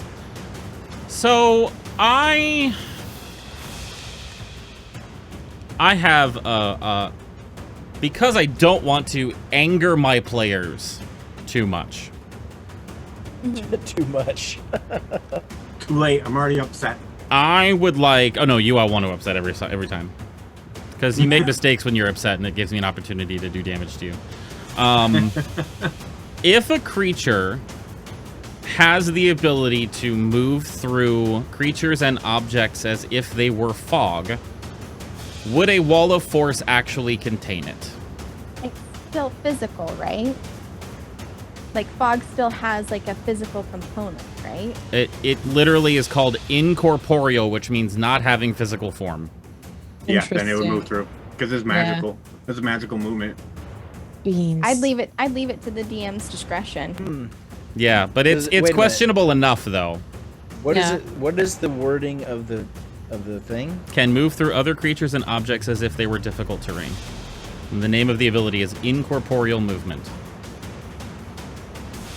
All right, so they would still have to move physically through them, right? It's not a teleport. It's a physical movement. It's not a teleport. So my understanding of the force wall that we've applied in the past is you can teleport in and out of it. You can't use ethereal travel because that's covered in the spell, but nothing can physically pass through it. I mean, because it is kind of like fog. So fog, yeah, I guess I can see that. Yep. Can you shoot a spell through it, though? Nope. Nothing physically. Okay, then. You can put like a spell inside of it, but you can't center a spell inside through it. I thought that you could like put spells like shoot like your Eldritch Blast through it. That's if you can't shoot Eldritch Blast through it. Then that's the ruling that we have used in the past. Correct. Is that it works like it's one of those things like I can see that spot, I can teleport into it, or I can put a spell there, but I can't pass anything through it. Cool. So keeping an eye on this thing and seeing how it is within, if it's being maintained within the cage, you see it kind of like jerk its body around and watch as from out of the armor seeps this. It's a similar visage to what you can see on the Gallows that is now next to Cascade, but the darkness of the fog is almost nothing. It is the absence of any sort of color. There is no grayness to it. There is no lightness to it. It is just a void of space that is reaching around this body like a smoke cloud enveloping it. The revenant is gone, and in its place, something else has formed. You go bye-bye. You go hi-hi. You have seen these two creatures before, because you have seen wraiths. Neither of them have qualities or characteristics that you are used to. I'm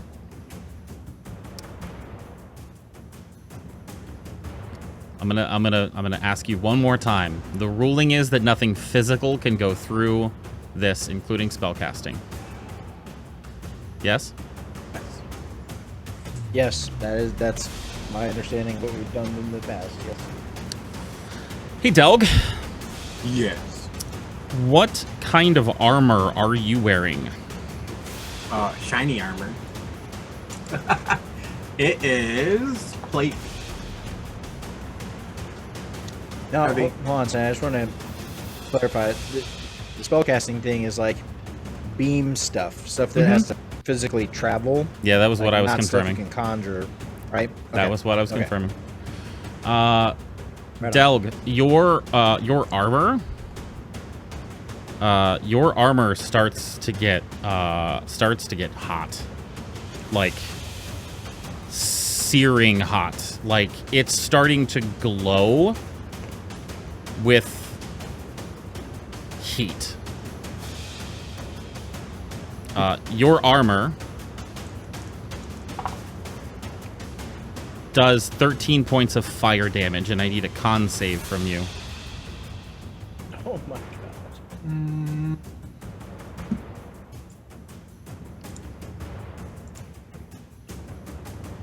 Okay, yeah, 13 and a con save. Mm-hmm. And that will be 9. 9. So, if you do not get this armor off, every attack and ability check will be at disadvantage. Yeah. But it is hot enough that you feel compelled to get it the fuck off of your body. That's its first action. Its second action, he is not happy at fucking all that he is trapped in this cage. And let me make sure about this. Yep. He has a pretty good idea as he comes into being who is responsible. Out of the ground, why don't I have like a little fire thing? Let's do that. You're on fire, dog. Out of the ground next to you, there is a solid-looking shadow of absolute void, and it is going to take an attack at you.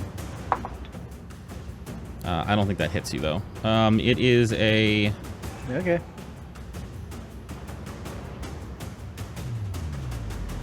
Wait, where did it go? Where did it go? I know I wrote it on here.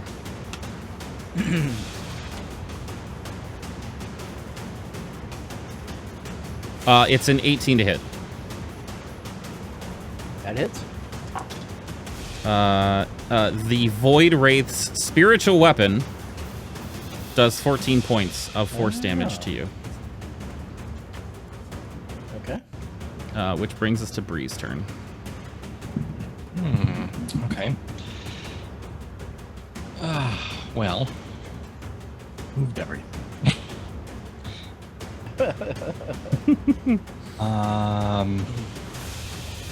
Damn it, stand still.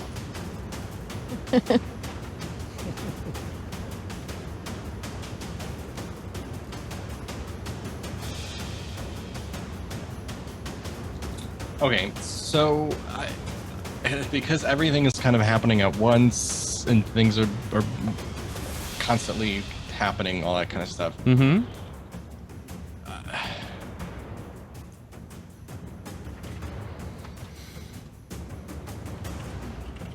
My assumption is that they would have, like, the carts are now impeding my direct. You have to go around them, yes. Okay.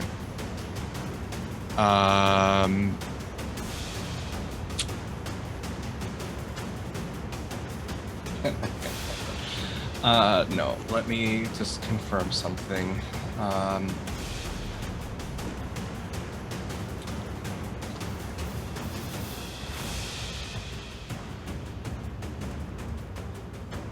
Go is doing that.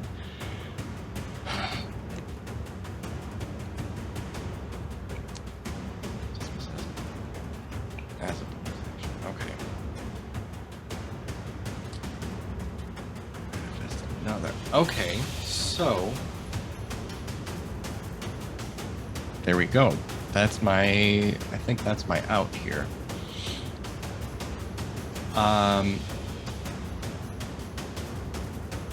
I can use a bonus action to magically manifest an echo of myself in an unoccupied space.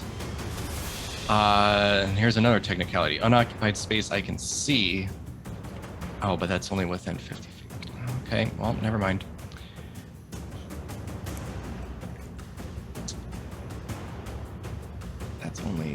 around there.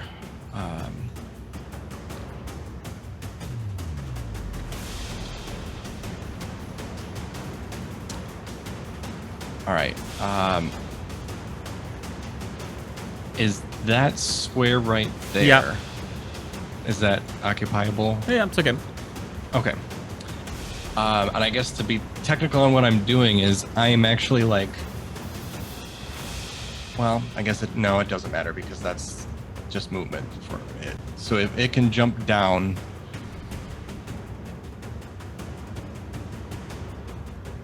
would I have to do anything if it jumped down the 10 feet? Are you manifesting it in that space, or are you moving it to that space?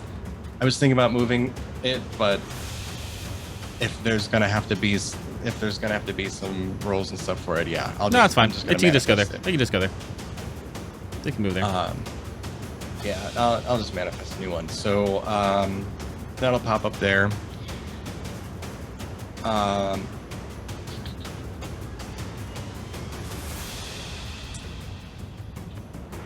30 feet. That's the other 15. So essentially, as I'm moving to where the echo is going to scooch over to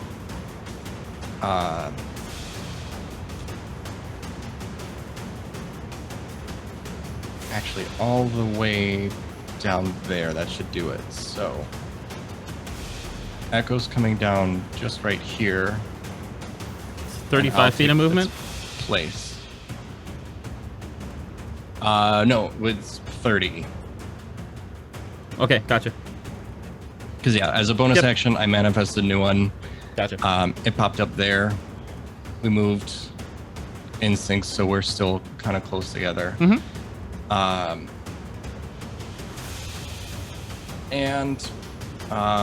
From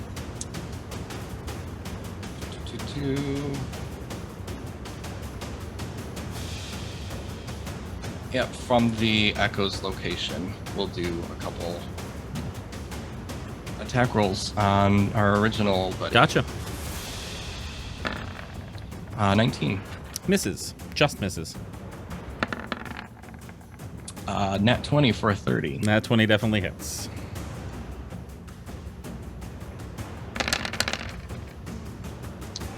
Choo. I'm not getting advantage, but one of the other conditions is engage with your ally, right? Mm-hmm. Right. So you can. Okay, then I will. Just making sure. And that is yes. Chum, can I get that sound command, please? Which one? Wait. The new one. You know which one. Emotional, damn it! That one? Yeah. I love it.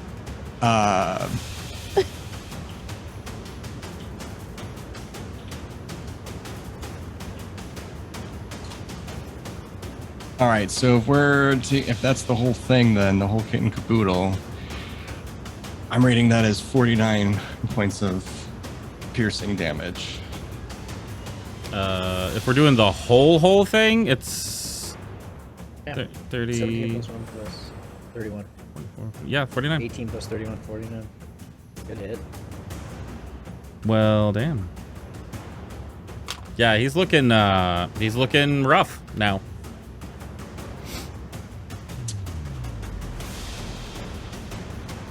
That'll do it for me. Varys, you're up. Can't- Hope you will be on deck. Okay. So Varys looks in the direction of the Wraith. All you had to do was just sit there. At the end of Bree's turn, he And, fired off a Eldritch Blast into the wall, by the way. At you. Who did? The Wraith. Oh, the Wraith? Oh, okay.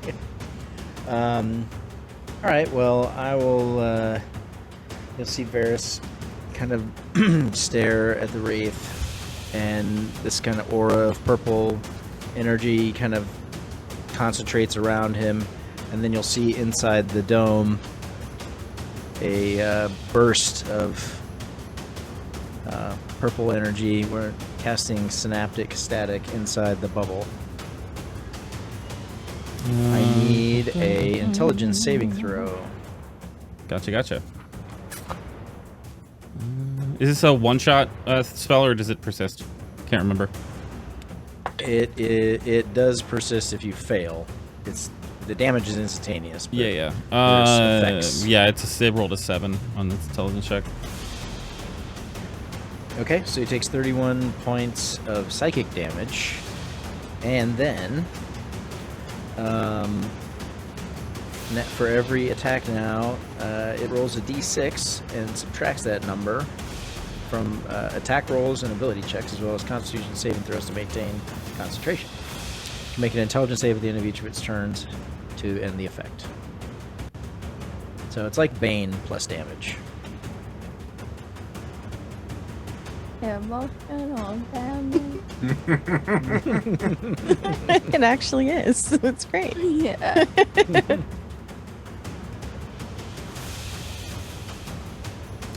All right, because of the way that I'm reading this spell, you send off your synaptic static, and you feel as if it connects, but it does nothing.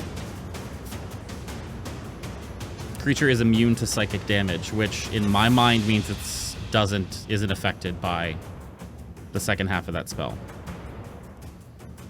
Okay. Immune to psychic damage. Got it. Now who's got the emotional damage? Emotional damage.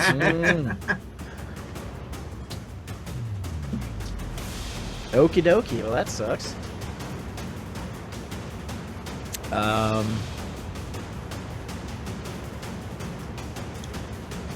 Okay, well, I'll take my chances, and I am going to move 10, 15, 20.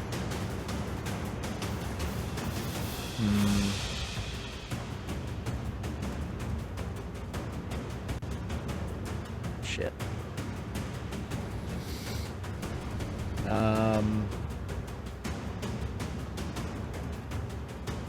Yeah, screw it. 5, 10, 15, 20, 25, 30. I'm gonna move over here. It rolled a 24 to hit. That hits. 15 points of force damage from the spiritual weapon as you leave its area of attack. Okie dokie. That'll be my turn. Oops. It is the woman's turn now. She succeeds on repairing. Seems like she's about halfway done. The first cart can go 1, 2, 3. Actually, first cart's off now because it can do its full dash since it wasn't waiting and holding. The second cart is holding a dash action for Bree to be out of the way. Hope you're up. Okay. Shoot, there is a cart in the way. I don't want to hurt them, and I can't really move very far. Let's see. 5, 10, 15. That's good enough for me. I'm gonna try a good old guiding bolt on Duderface once more. Okay.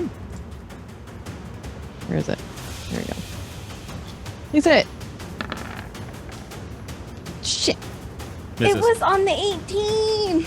I hate it. I hate it. I hate it. Goodbye, 4th level spell. It was cool while I had you. That's my turn. Okay. That brings us to its turn. He is going to...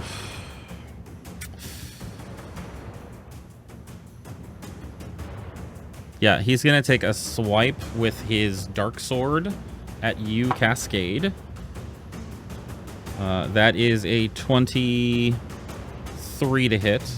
That'll hit. As the sword connects with you, you feel it cut deep, doing 11 points of slashing damage.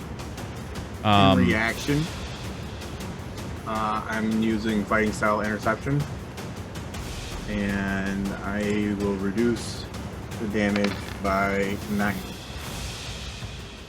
By 9. Okay. So in addition to that 11, you also feel as part of the void like stays behind. That is the worst roll I could have possibly done, you son of a bitch. And you take 2 points of necrotic damage as well.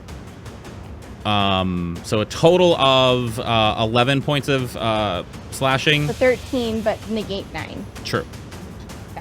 It is going to take its second attack with its the hand on the arm that has the shield, and you can see the shield disappear as it goes to claw at you. That is a dirty 20 to hit. That'll hit.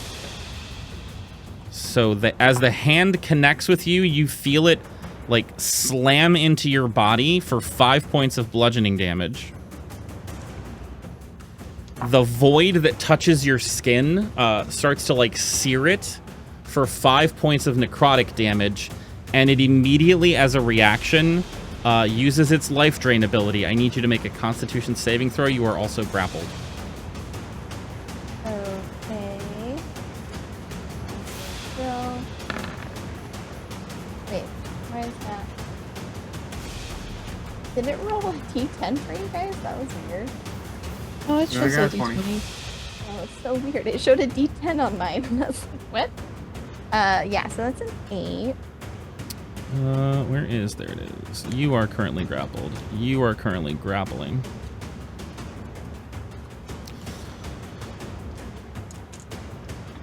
As this creature reaches out and grips a hold of you, feeling this like searing burn go in, it feels like the void itself is snaking its way into your body and searching out signs of life within you. And it starts like pulling out your energy, and you can almost feel yourself like getting tired as this energy gets sapped through you. That's an additional 22 points of necrotic damage. That 22 points also reduces your max by 22. That's the worst effect. And you can, the rest of you can watch as the Wraith seems to take on more form, as if it was in some way rejuvenated by that.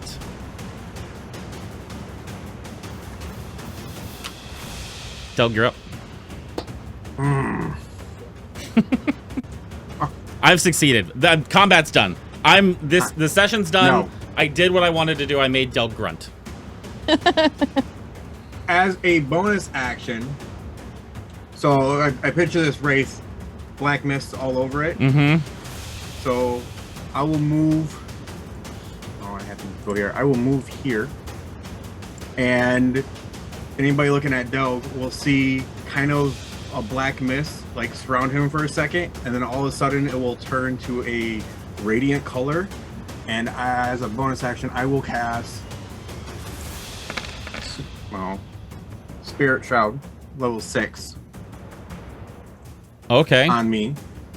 And any creature within 10 feet that I choose has its speed reduced by 10 feet until the next turn.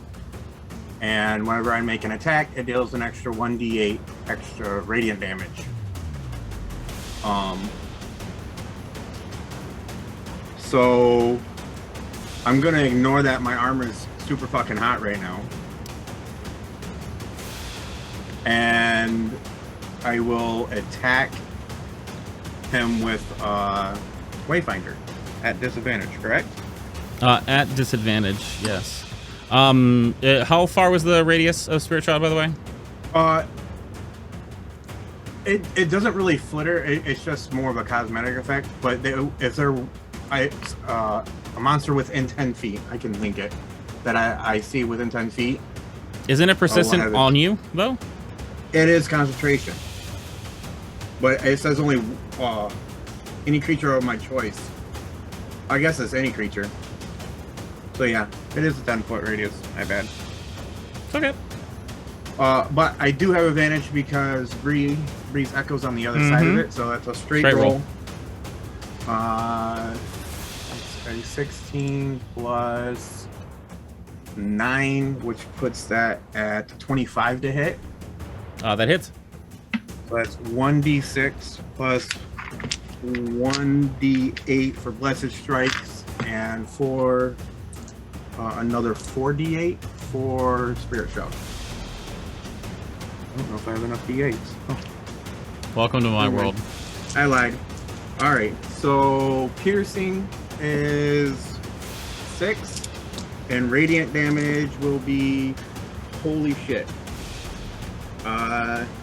24, 26, 30, 33 radiant. Yeah, this so the radiant damage, because its shield is down, it is vulnerable now. Because it had to put its shield down to attack Cascade. So, would you like to describe how you kill the Dark Wraith? So, standing next to Cascade, seeing it reach out and just unleash into Cascade, the mist as I take Wayfinder and swing it on it, like all the radiant mist that's around me will like channel right into the sword and hit the Wraith and engulf it and cover the blackness that was there, and then just like suck back into my sword, and the Wraith will just fall over, mist gone. As the Wraith falls over, is there anything else you want to do in your turn?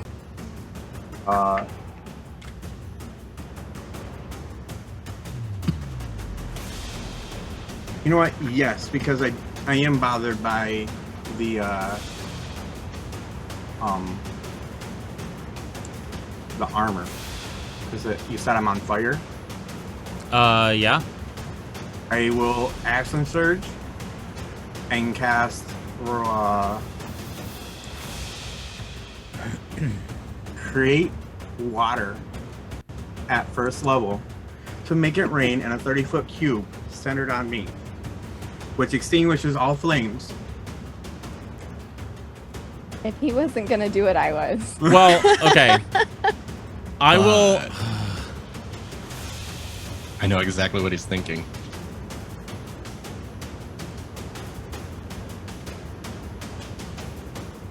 I will. Look, I looked it up, and there's no way to actually I'm not looking to get rid of the effects. If I do, that's cool. I know. No, what I was gonna say is like, so he needs to use a bonus action to keep hurting you. Like it heats up and then it dies down. It heats up and dies down. I think that's how the spell worked. Pretty sure. So he's not using the bonus action to hurt you. It's just hot and you need it off of you now. Like the con save was to resist the current level of heat, but it's heated metal. It's not technically on fire, so you're not gonna put the fire out. It's still heated. I will say that the rain makes it cool enough that you are no longer at disadvantage. So the con save that you had failed is now wiped off. How's that feel? That sounds good. Okay. Because I like the idea of just Del going full emo, and then like rain But cloud now you're over his blinded head. by the steam. Yeah. Yeah. As the steam comes off. Oh well, I'm disadvantaged because I can't see now. Yeah. But it's advantage because your skin feels extra exfoliated now. Yeah, there you go. Everything is, your sinuses are All your open. You can pores just breathe. open. Oh, jealous. Oh That my sounds gosh. amazing. Very hydrating. So basically, That is my Delg is a turn. walking sauna, is what we're saying. Yeah. Yeah. Amazing. Cool. I'm assuming the rain doesn't follow you, does it? No, it's a 30-foot cube. Yeah. I centered it around me, so. Is that also a concentration? No, that I linked it and it doesn't say it. It just happens. Cool. I don't know how long it lasts, but it's raining for 6 seconds, maybe. I guess. Yeah, I don't know how long it's raining. Regardless, it's raining for a short amount of time. Are you done with your turns or anything else you want to do? No, that is my turn. As the dark wraith falls on the battlefield in front of you, and Delg plays a sad song, and it begins to rain on top of him. You see the Sad song? I got that. You see the shadowy figure within the force cage start to angrily thrash about, and hear a sound that you had heard just a short while ago. This time seemingly with more urgency. Totally sounds like a T-Rex. Mistral's up. Mistral's not doing anything, right? Same thing. Yeah. Okay. Holding attack action. Yep. So Cascade. She's going to. She's no longer grappled, correct? Oh, correct. Yeah. Sorry. Thing is gone. She'll kind of, as it disappears, fall, like, stutter step as she regains her balance, and then is going to, let's see, how do I want to do this? How do you want to do this? How we can't see do it. I want to do this? Let's see.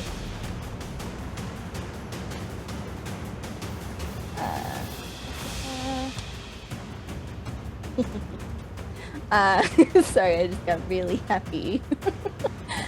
She's gonna look into the sphere where this wraith is, and stand back up, flip the pages of her book a few times, and begin to cast. I want to center it inside of, because I can see inside the sphere. Mm-hmm.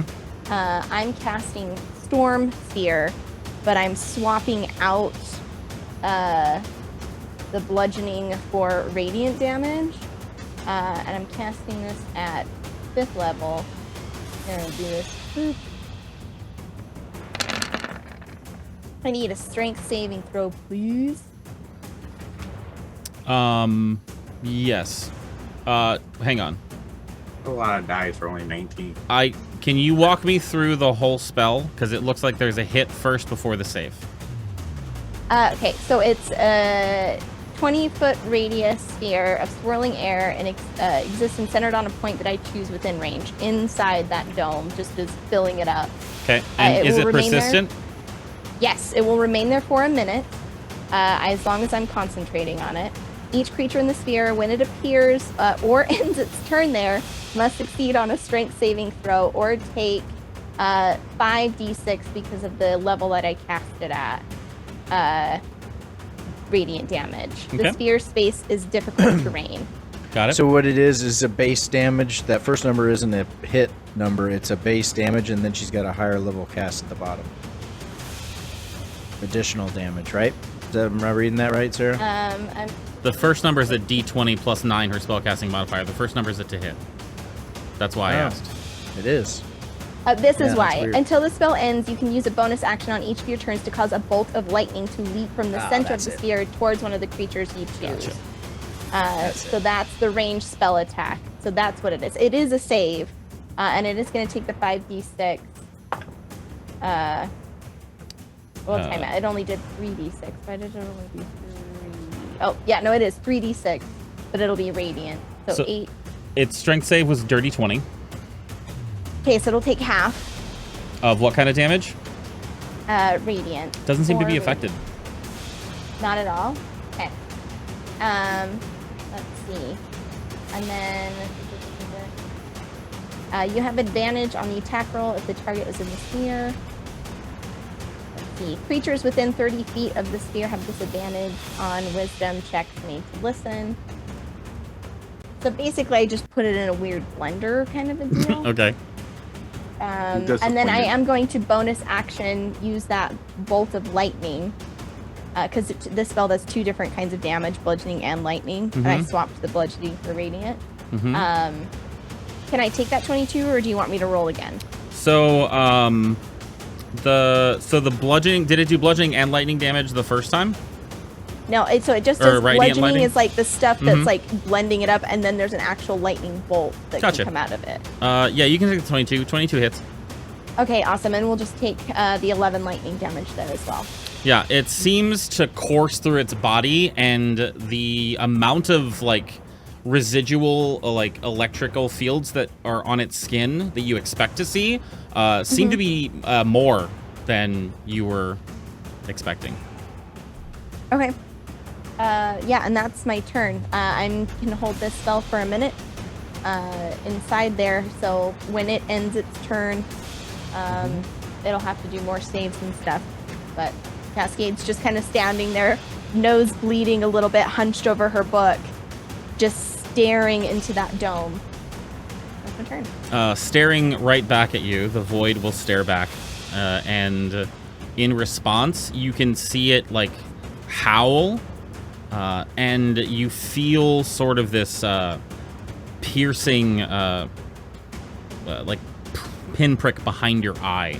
I need you to make a wisdom saving throw. He is casting vicious mockery on you with whatever voice he has.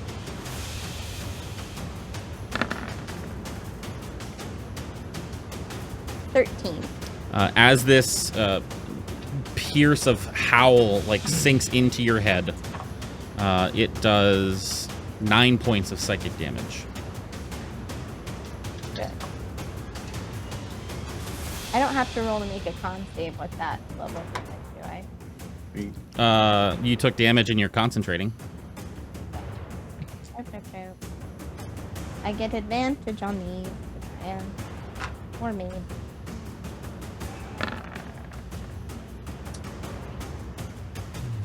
$22. 22 is good. The 11 was too. It's only a 10. Perfect. It is its turn now.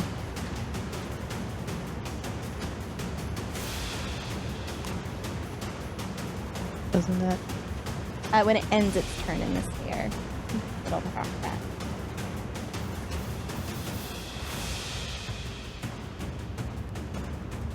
You see 3 tendrils of the smoke from the wraith jut out from its body and like touch at 3 points on the force wall. Roughly in the general direction of I can't see Varys. I'm over by the yeah. behind the cart. Delg, Cascade, and Bree. And you feel this weight of darkness come over you. I need a charisma save, please. A charisma save. Oh, the 16. 21. 7 for Bree. So Delg is the only one who saved. The other 2, you are currently under the effects of Bane.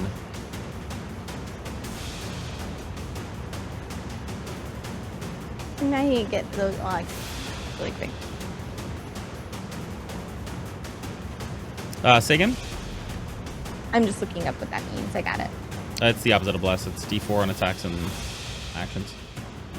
Spiritual weapon's gone, and that's its turn. Which is strength save again, yeah? Yeah, that is correct. Ooh, rolled a 4.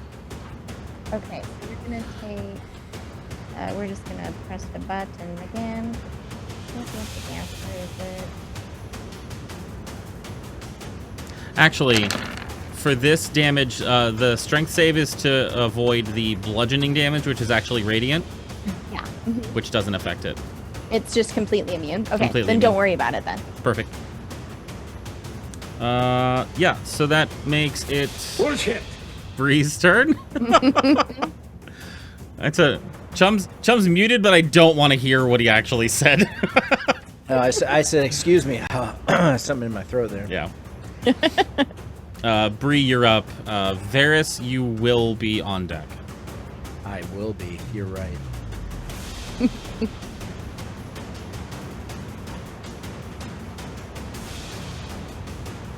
I'm sorry. I do. You're not wrong.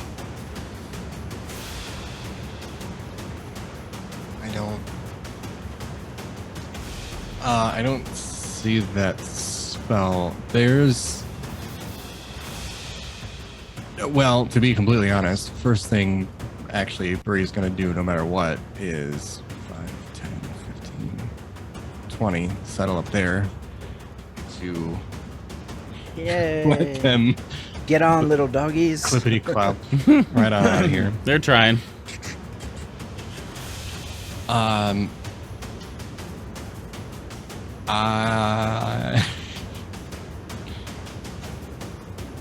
don't think I can do anything because I've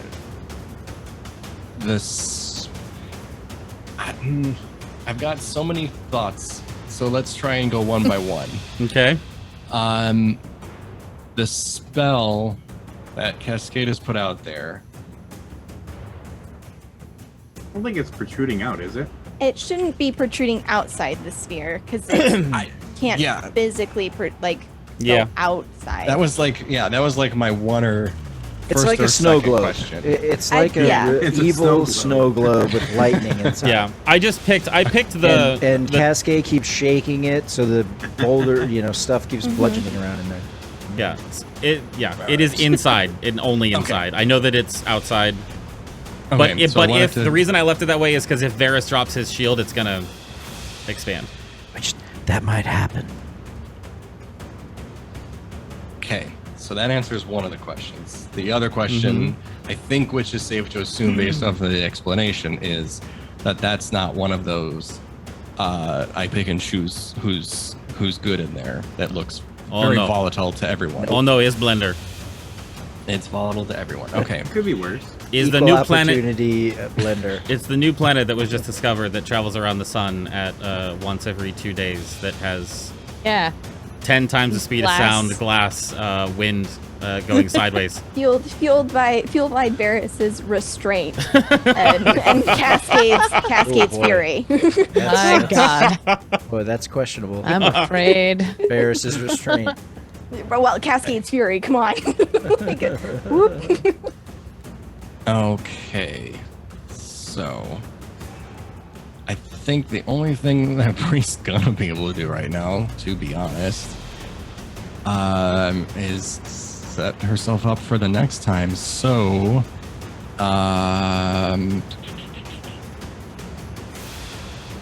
yeah. All right. So,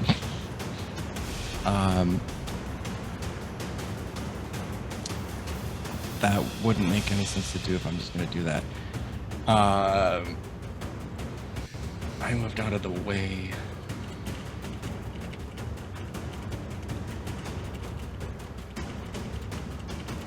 Yeah, I think honestly for right now, Bree's just gonna kind of stand her ground right there with the echo as like the gate of that little cemetery there, and yeah, I'll post up there. I don't have anything that can. I'm a physical girl, so I can't.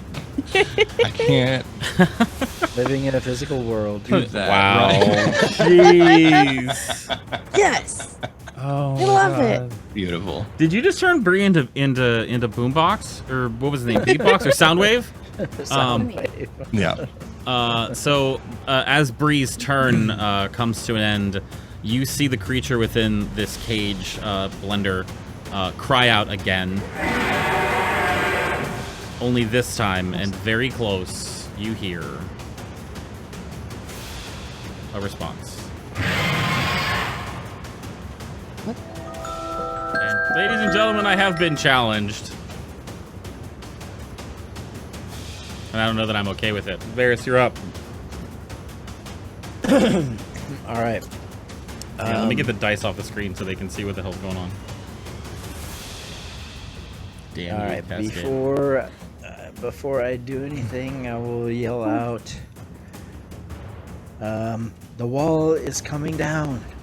You don't need no And education. I will drop concentration on the wall of force, and I will hold up the staff of power, and it will burst into flames and those flames will all gather at the top of the staff into this little moat, and that moat will streak off and drop a fireball right on top of the wraith. So I need a dexterity saving throw, please. Well, he rolled a 7. Pretty good roll. On a scale of 1 to 7. That would be a fail. Mm-hmm. I don't know why Roll20 is not populating the thing, but there's a lot of like really good dice in there. Oh boy. Alright, so that's 45 fire damage. You watch the Nice. the fireball just erupt in space and then coalesce. I'm assuming you centered it like on him, so it kind of On him. Yep.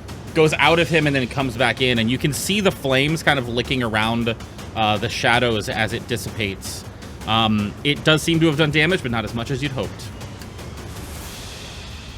Okay. Alright. That'll be my turn. It is going to, at the end of your turn, look directly at you, growl, and fire off an Eldritch Blast. Which is 18.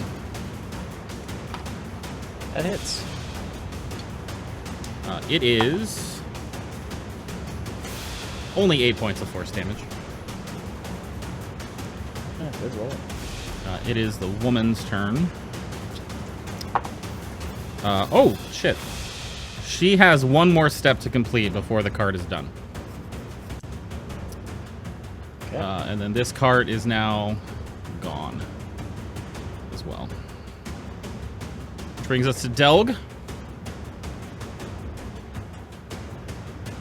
Wait. Or not. Or I can just continue Oh, to fuck! No, I develop skipped. I my hit it too many everything. It's fine. times. Stop. Hi, Hope. I thought you were color coding. My fault. I'm doing it as I'm going, so it's fine. Sorry. Totally my fault. It's okay. I'm gonna... Where is it? 15, 20. Hi. Oh, thank you very much. Going to run up to Cascade and just take like a whole fistful of diamond dust and just kind of shove it on her head and squish it into her hair, her cool wavy hair, and cast Greater Restoration to remove the hit point maximum reduction shit.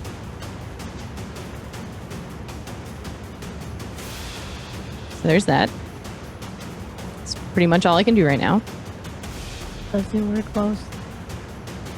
You feel the effects of the darkness weighing on you, Bree and Cascade. Eliminated. Wait, did it work on both of them? No, but he failed his save from the damage he just took. Oh, tight. Okay, well, there's that. That's my turn.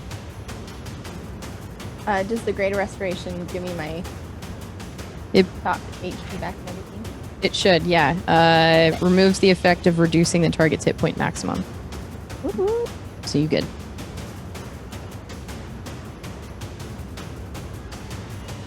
Okay, it's Del's turn now.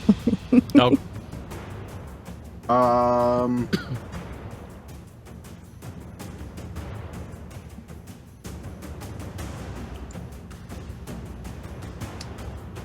I don't know. Ladies and gentlemen, I got 2 wins in 1 session. I guess I'm just gonna move here. Okay. And I guess why not? Oh no, oh, it has taken damage. So we're gonna just see what happens when I cast Toll the Dead on him. Which is a wisdom saving throw. What kind of damage is it? Necrotic. Its saving throw was 15. It failed. So it's taken damage before.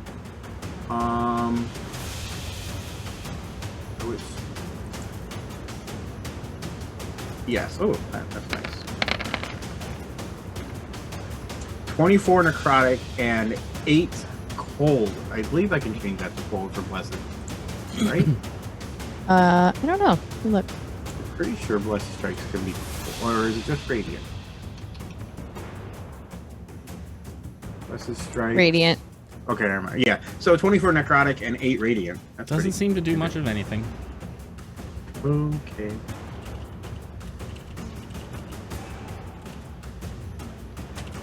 And that is my turn. That hits. Holy shit. Hold up 1 second. I don't know how to spell that. Is that really how you spell that? That's weird. Words are strange. What have you figured out yet? Oh, that's ANT. There you go. A little helpful cheat sheet for you. Okay. I'm assuming Michel's not doing anything currently. Nope. Always holding attack. Cascade. Okay. We're gonna do.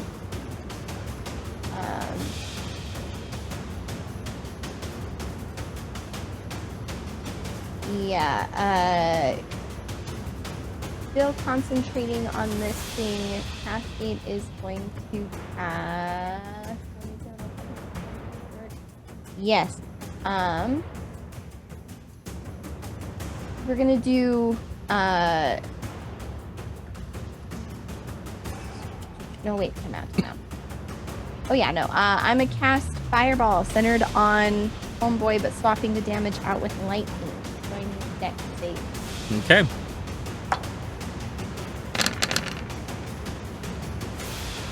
$16. Does not save, so it takes 29 lightning damage. Which seems super effective. Bonus action, the lightning bolt from the storm, which was cast at 5th level, and I get advantage on it because it's within the storm sphere. One, two. So a 28 to hit. Where's the other one? That hits. Let me just double check and make sure I don't quit. There it goes. Yep. Whoa, too many. So the 28 was the first one, so 18 additional lightning damage as a bolt arcs out. Where's and the? slams into. I'm confused. Where's the 18 coming from? The first roll, or? Yeah, that 28, that lightning damage in the bottom right. Got Sorry. it.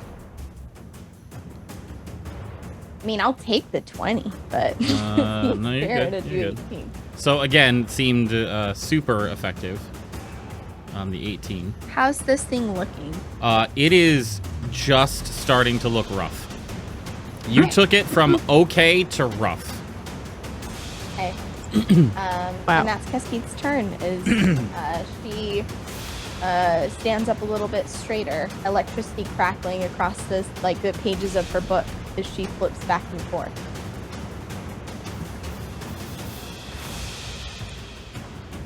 It is its turn now.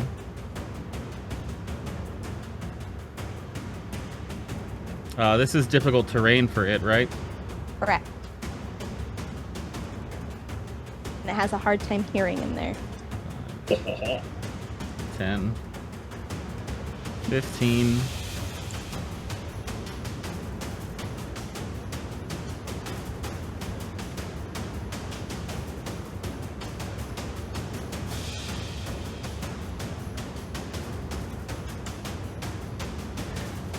Yeah, so you see the shadow start to coalesce and energy collect at the tips of some of its tendrils, and you see multiple things firing off from it.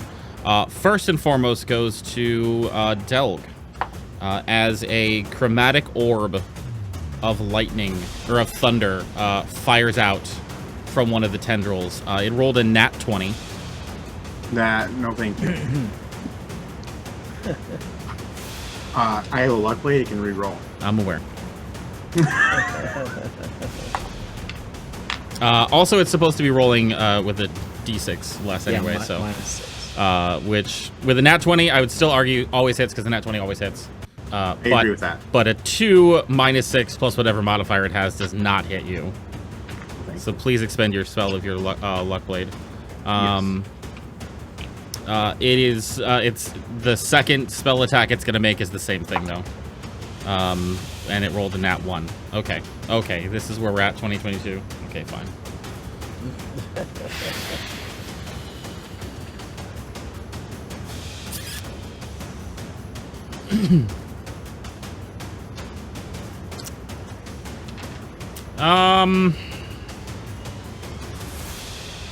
Yeah, it can't do what it wanted to do, so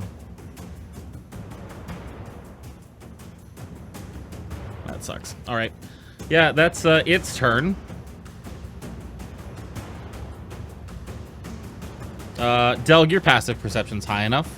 The ground on the in the graveyard seems to be stirring vaguely in this direction over here. Excellent. And Bree, you're up. Bear's turn. Okay. So I've been pondering this question for a while, but now that it's actually on me, I feel like I need to ask it now. Once again, with this spell, it was contained to that sphere. Mm-hmm. And so when the sphere disappeared, is it still isolated on that area, or when the sphere disappeared, did it just kind of like go blomp and like fill out the area then that it's supposed to fill? My reading was that it filled out the area it was supposed to fill. Okay. Because the energy was being contained, but now that it's not being contained, it's allowed to be as forceful as it wants to be. Got it. Just wanted to clarify that. Mhm. If Cascade senses any hesitation, like from Bree, like looking at this, she'll call out, it'll only affect you if you stay there. Mechanically, you'll only take damage if you end your turn in the storm. You can go in and out, no biggie.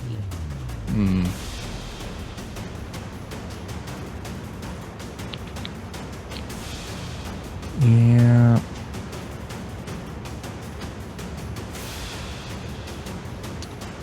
All right.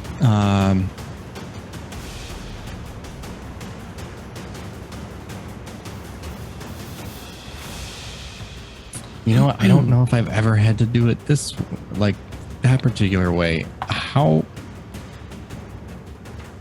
does diagonal, like, melee attack work? It's the same.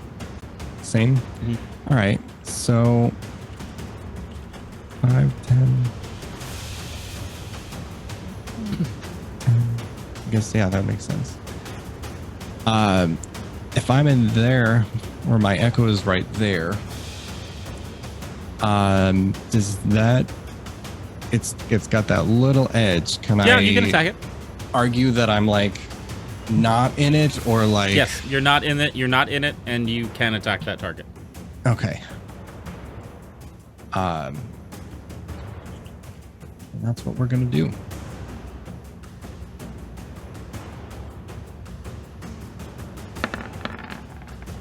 No, we're not. That's a bummer. Weird. Yeah, we are. Yeah, we are. Yeah. What do you mean weird? Well, because I said in the Discord, I had rolled on my dice tray 2 nat 1s in a row, and the next roll was your nat 1, so that was 3 nat 1s in a row. Oh yeah, yeah. That's why I said weird. Sorry. Yeah, 27 hits though. Yeah, okay. Let's try that one. Let's do 8 then. That'll be 8 piercing damage. Point of order. Cascade, does everyone get advantage on him when he's in there? It doesn't. It's advantage for me on the lightning bolt. Okay. They didn't So know it's not because like of the auditory situation or Yeah. not? Okay. Yeah, no, I have advantage on the bonus attack lightning. Gotcha. So 8 points of damage, Bree? Yes, 8 piercing. 8 piercing. Yeah, the sword connects with the shadow, and you see it go in, but you can't quite tell how much of it was damaged in the process. Doesn't seem like it was as much as you'd hoped. I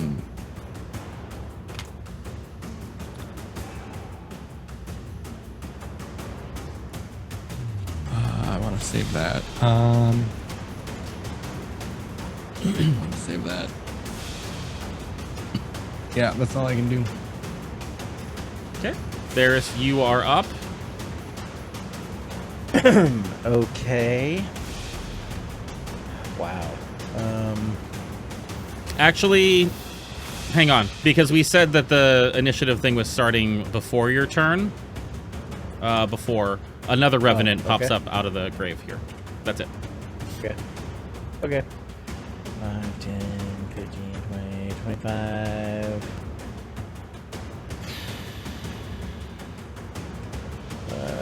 Yeah, I can make a line from there. I'm going to move here.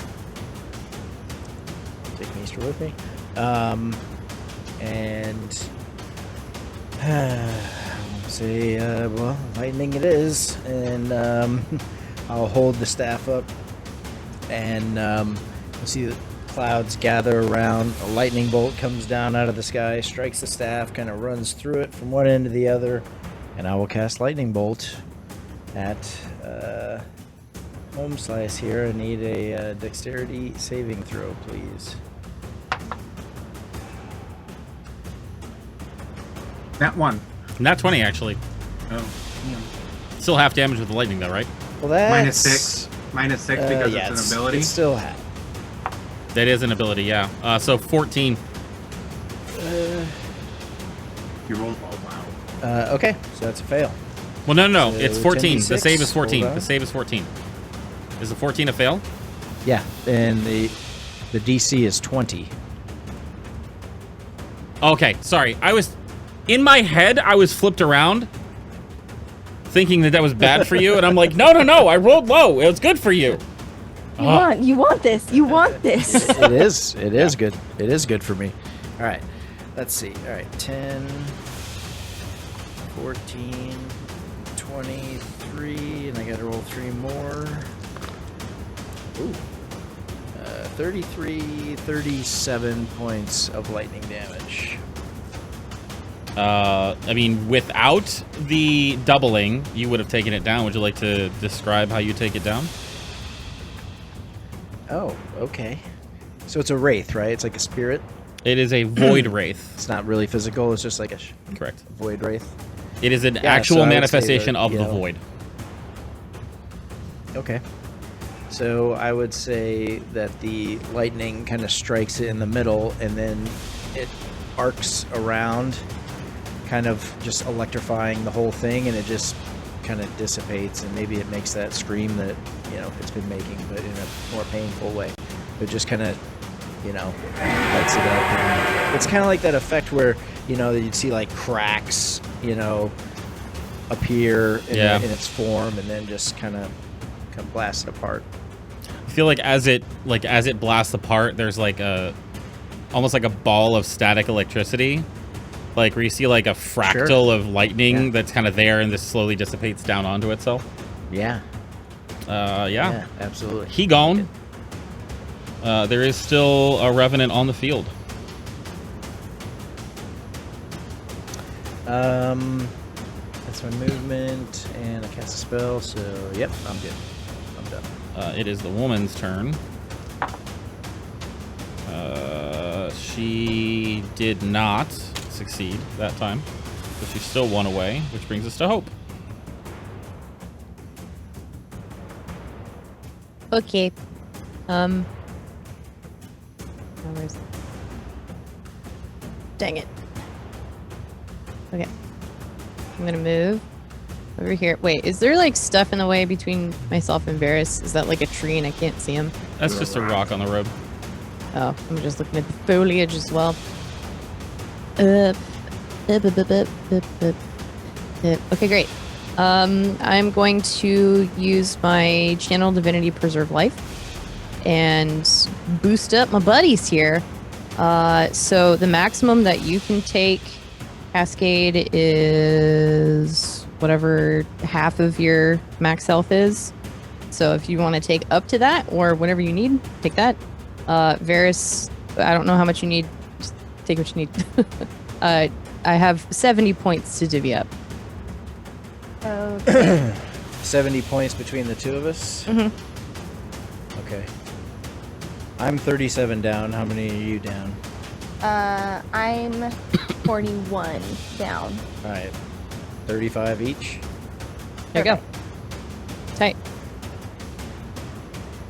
Oh, I'm at. I'm perfect now. Cool. Are there as 2 points left over with your math error? Yeah, Okay. take those I'll extra take too. 'em. All right, cool. So that was Correct. Channel Divinity as an action. Mhm. As a bonus action, can I use my spiritual weapon? Is that okay? Yes, it If is. not, it's okay. No, because Channel Divinity is not technically It's a not a spell, Right. Nope. so it doesn't get into the whole cantrip bonus action bullshit. So yeah, you're good. But- Cool. I'm gonna put it right behind this guy. Right. Oh, I'm on the wrong fucking thing. Right behind him, right here. Please, thank you. Where is your spiritual weapon? There it is. Behind him, like that side. Sorry. Like over here. Oh, thank There you go. very much. Cool. I Is get to- bonk bonk time? Yeah, I always forget. Do I get to actually Yeah. attack with it? Okay, Yeah. great. Second it comes out. Okay. Please hit. Nothing has hit so far. Great. 26 to hit. That hits. Sick. That is 12 force damage. Makes you Is feel it- better that would even hit me. Nice. I feel great about that. Thank you. It's actually high goal. The revenant seems to be like rocked back as it's hit. It's not looking so good. It is technically bloodied. Cool. Thanks, little buddy. I'll kind of just like nod at my spiritual weapon like it can fucking nod back when it absolutely can't. It bobs in the air a little bit. Sick. All right. That's my turn. That brings us to Delg.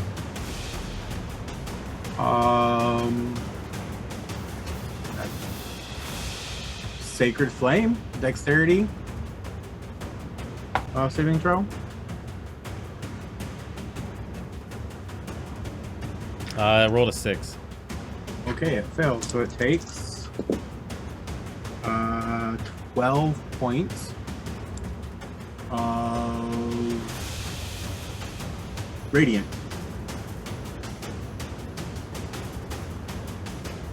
Yeah. That's my turn. Any description you'd like to add on to this revenant dying? My God. No, not really. It just bursts into radiant flames. That seems too easy. Yeah. Yeah, concerned. Well, the music's done, so there you go.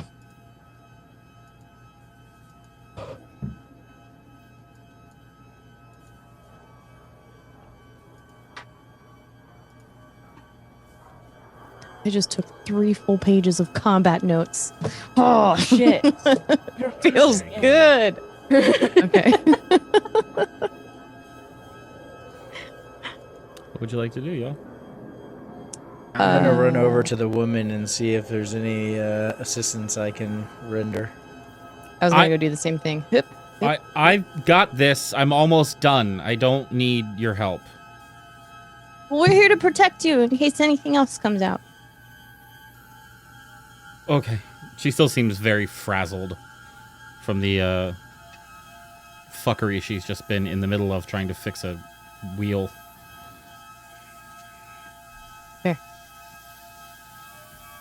It is not that long before she does finish, though. You are now there with just her. My vine and my evil things flying around me, undead flying around me, are gone. Mm-hmm. wave bye to my spiritual weapon, like, hey, thank you. Goodbye. It bobs and waves back. Let's load up and get on down the road. During the fight, could I tell where the second answering scream came from? Do I recall that? So I would normally say yes. You can make a roll for it. However, I had previously established that it came from all around you. Okay. So I can't remember to pinpoint the location. Nope. Okay. Well, yeah, I'm ready Well, to hop in actually, the cart. no. I'm gonna let you do it. History check, because I can give you information. Now that I'm thinking about it. 18. 18's enough. So you heard the first scream all around you, and then a revenant came up, and then the revenant was taken over by this void form. You heard the scream, a revenant came up, and you killed the revenant before the void took over. Okay.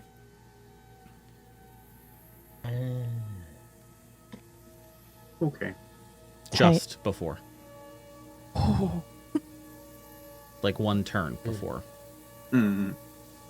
Thank you. You're Unfortunate. You're welcome. All right. So, yeah, ready to continue on. I have a question, friends, if it's not too weird. Go ahead. Where Madame Eva was last time is on the way to Vallaki. We're darn near right around the corner. We still don't know what we're here for. I mean, we're right now in the process of trying to get people to Vallaki, and hopefully they're like on their way there. But we don't know why we're here. And I know we also saw her escort a creepy guy out of Barovia in a wagon, but maybe she's back, and maybe we can ask her. Because she pointed us toward this, and she'll hold up the hilt of the Sunblade, and the holy symbol, and I think she told us about Father Donovan, so maybe she can give us more answers. It's just a thought. Doesn't hurt to ask. You're right. If she's there, we should stop. Yes. We have to take a right instead of the left. Mm-hmm. All right. Yeah, I agree. That makes sense. Head up to the camp that we went to go get our reading from and see if she's there. Yep. Okay. So this is technically more travel. So we're back on that same travel thing we were on before. So I will ask someone to give me a check for this part of the travel. I would also like to point out you were heading on the northern path that goes to the dead end. Yes? The one that goes toward Madame Eva? Okay. Yes. Yeah, cool.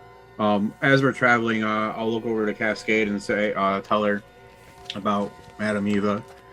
When we came here the first time, she did a card reading that assisted us of what we were supposed to find here to help us defeat Strahd and get out.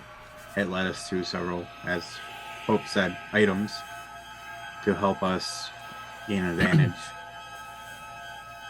It led us to, like you said, the Sunblade, the amulet. It led us to The book. yeah, the book, which is, I think, where we're going to end up heading. Maybe we'll get to see a silver dragon.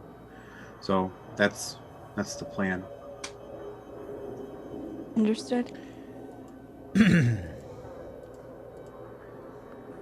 I feel like Varys and I, having traveled this road twice, going all the way to the dead end and back, feel like we would know it fairly well to continue forward. So you're arguing for a history check? Yes, at advantage because there's two of us that traveled it twice. I'm assisting. Maybe? I don't know. I'll let you make the roll at the same DC because there's already been a history check made, which would have made the DC higher. So with your advantage is that it's the same DC. 16. Hey, there you go. Beats it. Yay. We have a win. You have a wonderful conversation between the two of you about the three men who watched you pass by. And then laughed at you when you came back Those guys. in the other direction. And you're able to navigate through this little pathway. And you get to the encampment where you had seen before, where there was a giant bonfire and several Vistani wagons parked at the edge of the river. And there's the one wagon that was prominent on the corner that had a little bit more decorations to it. You know that's the one that Madame Eva sleeps in, and that's hers, and where she gives her readings from. The only wagon that is here currently is Madame Eva's. There is a light on inside, but there is no one else here. Okay, so I didn't want to be right, but this is just creepy. We don't need anybody else. We just need her. I mean, yeah. And we don't get hackled by other people. Maybe she too will disappear into the ground. Ooh. Yeah, I mean...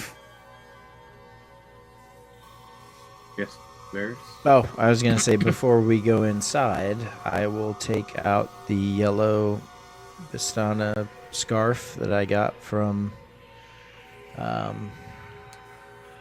other camp for saving the daughter, and I will tie it around my arm. Fair enough. I'll let you lead the way. As ours leads, I'll point out the importance of the scarf to Cascade since she wasn't here before either. There is a more dominant Vistani camp west of here. Vistani are able to leave Barovia at will. And we ended up saving the leader's daughter. And he gave us this, saying that if we wore it or showed it, that the other Vistani should be more helpful to us. Cascade will just nod. She'll just listen and nod her way through it. So, who are the first two that are approaching the wagon? Varys would be the first. I'll go first. I'll go. There's some hope. You go up to the wagon, and the doors on the back of it are open, revealing the sight on the inside that you had remembered before. There's a table sitting there. There is a bunch of different artifacts of Arcana and Obscura all throughout the shelves along the sides. And sitting there, familiar face of Madame Eva. She is sitting at the chair, staring down at the table, and doesn't seem to acknowledge or know that you have walked up.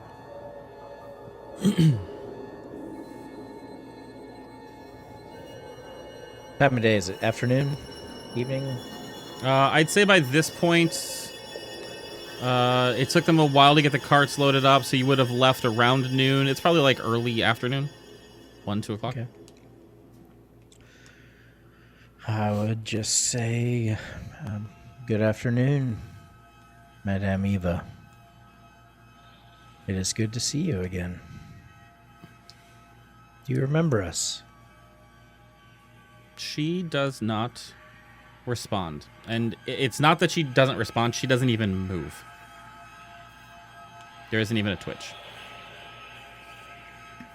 Is she breathing? Yeah, you can go in and check. I'm gonna go in and check. As you step foot into the wagon, it kind of, shifts a little bit under the weight of having another person in there. And walking up to Madame Eva, how are you checking? First checking to see if, you can tell that she's breathing.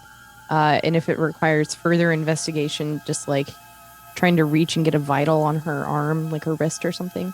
Gotcha. So just from like visibly, you can't tell if she's breathing or not. Okay. Then I would continue on with the checking her vitals. Make a medicine check for me. Okay. Please.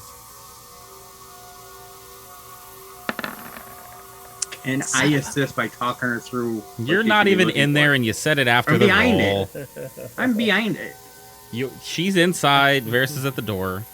Yeah, you're not sure. Maybe there's a pulse, maybe not. Probably not. Right. Probably not. I'll try and talk to her now that I'm closer.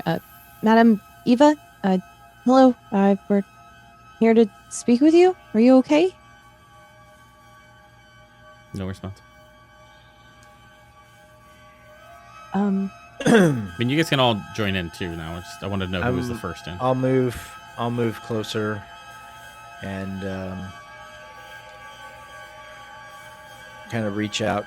So you said she's looking down at the table, Mm-hmm. right? I'm gonna gently reach out and see if I can lift her chin up to look at her face. Her neck gives no resistance, and her head gives no resistance. And you lift it up, and she appears to be sleeping. I'll gently return her head down, so as not to wake her, with me messing with her head. She appears to be sleeping.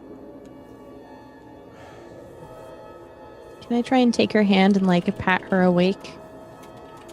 Sure. You pat her hand. Mm-hmm. No response. How does it feel? Is it cold? Is it warm? It's a little chilly. Ooh, it's not very warm. I mean, old people have bad circulation sometimes, so. They do. They do. What was that thing called? Oh, Madame Eva, we're here for a Tarokka reading. Anything?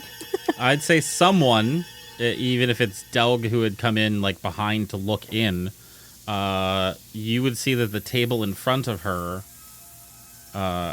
is set up for a reading. So much so that the cards have already been shuffled and they're already in place.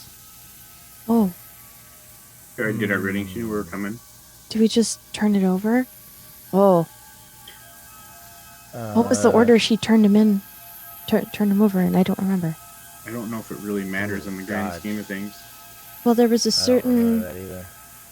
Yeah, but I don't think it mattered in the order that we did the stuff in. It just told us what we needed to know.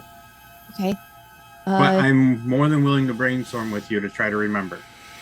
mean, Can either of you talk to dead people today? Is she dead? I mean, I don't know. She's not responding, and what's it cost to cast that spell? A long rest. If she's Yeah. not dead, then if she's not dead, then it won't work, and then we'll know she's not dead. But Hey, am I able to go up there and see if I can tell if she's dead? Yeah, you can go in there. Make a medicine check. Have better luck than I did. Yep. a little bit. 14. I mean, you can't see like her breath going in and out. You touch her skin, it feels cold as well. I mean, if it looks like a duck and it walks like a duck, Right. All right. but you're not so sure if is it it quacks like a quacking duck. like a Varys, duck? At a 14, Varys, you're not can sure you- if it's quacking. Varys, can you see if there's something magical with her? Because we did something that made it look like someone was dead. Sure. In the barrels. It could have just been that horrible, horrible man did something to her, but And left was the reading out in I front mean, of her. that'd be kind of messed up. She gave him a ride. yeah. Anyway, I'll cast Detect Magic. Why not? It's free. The cards themselves have, as you would expect, divination magic around them. Surprisingly, not much else in here does. In fact, nothing. Nothing from Madame Eva. Nothing. I'm just gonna flip over the card that's closest to her. Okay, that's this one. As you flip the card over, I'd say that she's between Delg and Hope at this point. And her body suddenly goes absolutely rigid in the chair with her head back, and you hear her take in this deep, gasping breath. And as her head comes back down and looks at the table, you can see that her eyes are completely white. She looks down at the card, and a voice comes out of her mouth that you have not heard before. The seer. Look for a dusk elf living among the Vistani. He has suffered a great loss and is haunted by dark dreams. Help him, and he will help you in return. And as the voice trails off, she slumps back down. Can you repeat that in a non-super cool Yeah. reverb? Because it was kind of hard to hear at a couple points. Yeah, I know. I got the majority of it, but... Well, are you gonna post the stuff later for us? Yeah. Okay. Well, we know You know Olga does so. where the. There I are put his name in there deals. because you know him. Okay. Oh yeah, Jasmine. I Yeah. hope that seemed to work. Go ahead and Okay. give another one a try. I'll do the one to her left. Same happens. She goes bolt straight up, and her eyes go white, and you hear a similar voice again. The hooded one. I see a faceless god. He awaits you at the end of a long and winding road deep in the mountains. Oh. She slumps again. I don't like that. Oh, God. Come on, you expect us not have to go there? I mean, I was really hoping we didn't have to, but it kind of seems like it's center for all the bad. Whatever. She just flips over the middle card. Okay, middle card. Third verse, same as the first and second. She snaps upright again. The mists. The cards cannot see. The mists obscure all.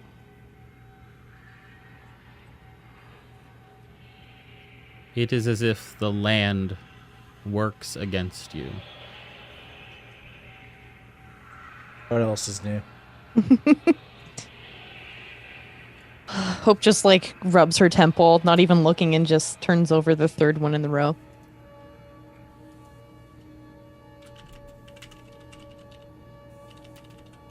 Hang on one second. Sure.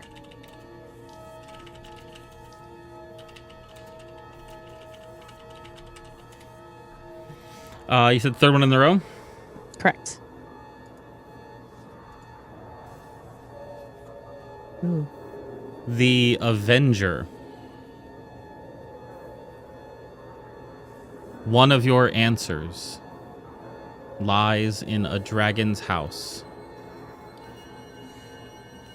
In a mouth once clean and now corrupted.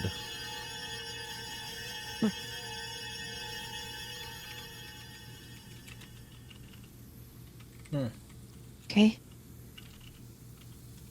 Well, here goes nothing. And I'll flip over the last one.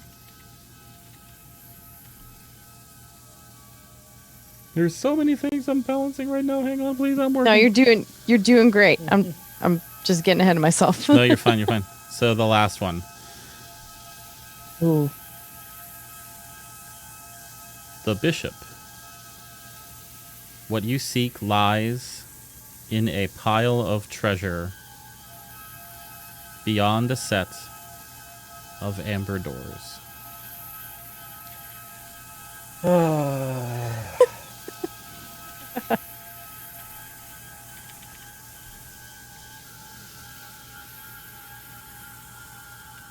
Madame Eva slumps to the ground.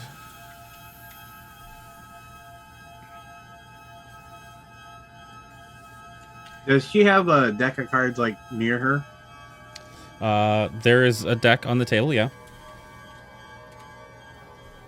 I'd like to take the top card and flip it in front of her. Ooh. Spicy.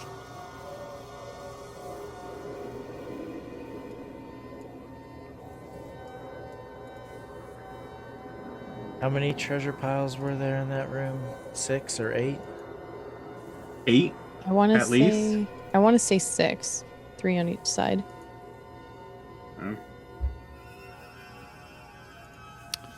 Oh.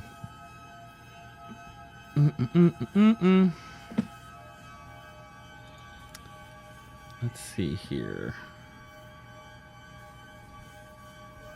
I gotta find that one.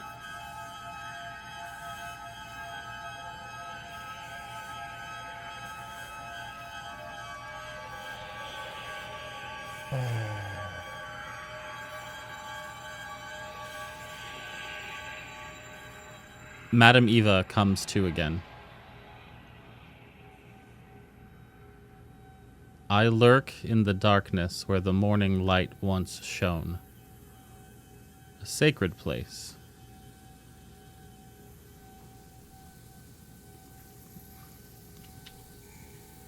Interesting.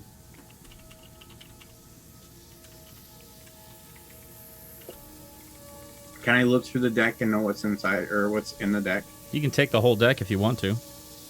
Yes. Well, I don't want to take it from her. I don't want to steal it from her. But I'm looking for like a death card, and I want to lay that in front of her.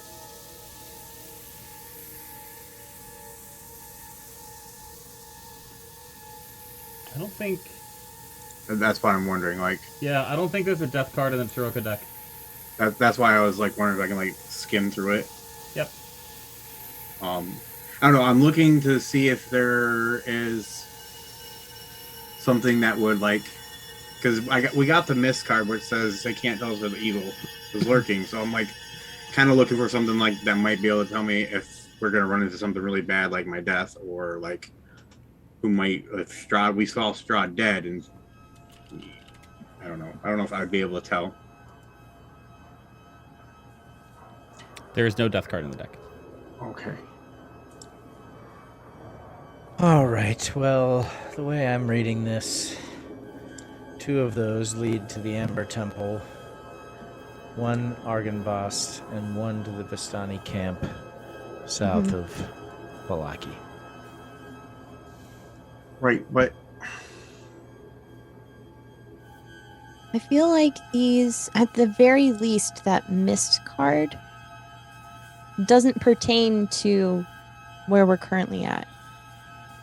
It does in the sense that she couldn't see what we're actually facing because that's Strahd's- not here. like Strahd's dead, so It's not even that. I think it was... I'm interpreting it as there is a great evil that is upon you, but it's not here. We're only here as visitors passing through the gift shop. That's it.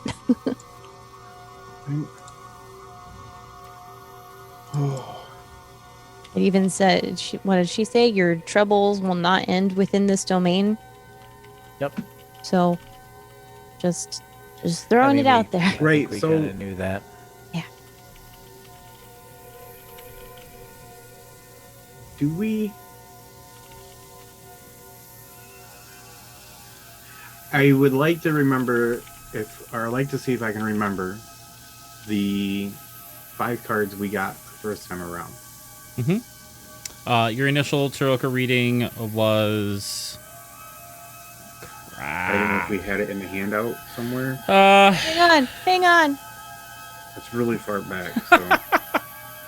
If she can't find it, I can get it for you guys because I still Isn't have it. it in the?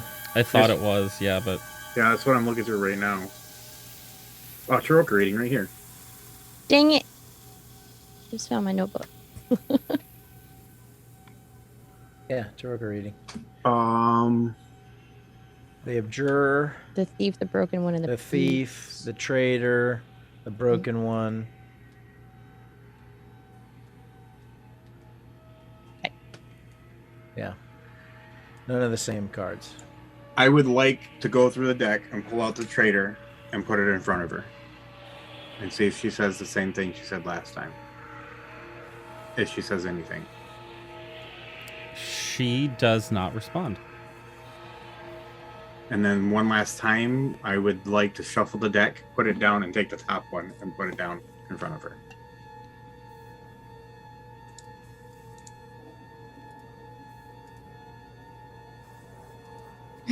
She does not respond. All right. So we got a free one for free.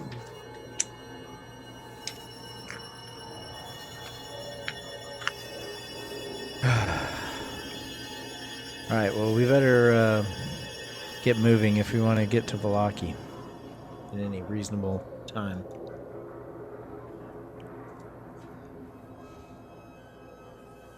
Okay.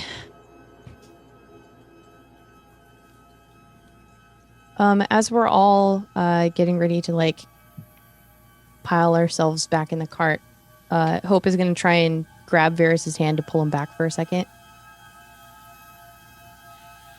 Okay. Hey, you know where we have to go, right?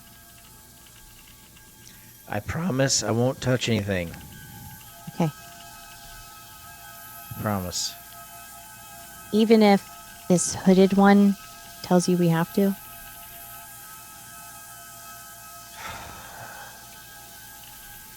I mean, I guess it depends on the situation. Like what... if it...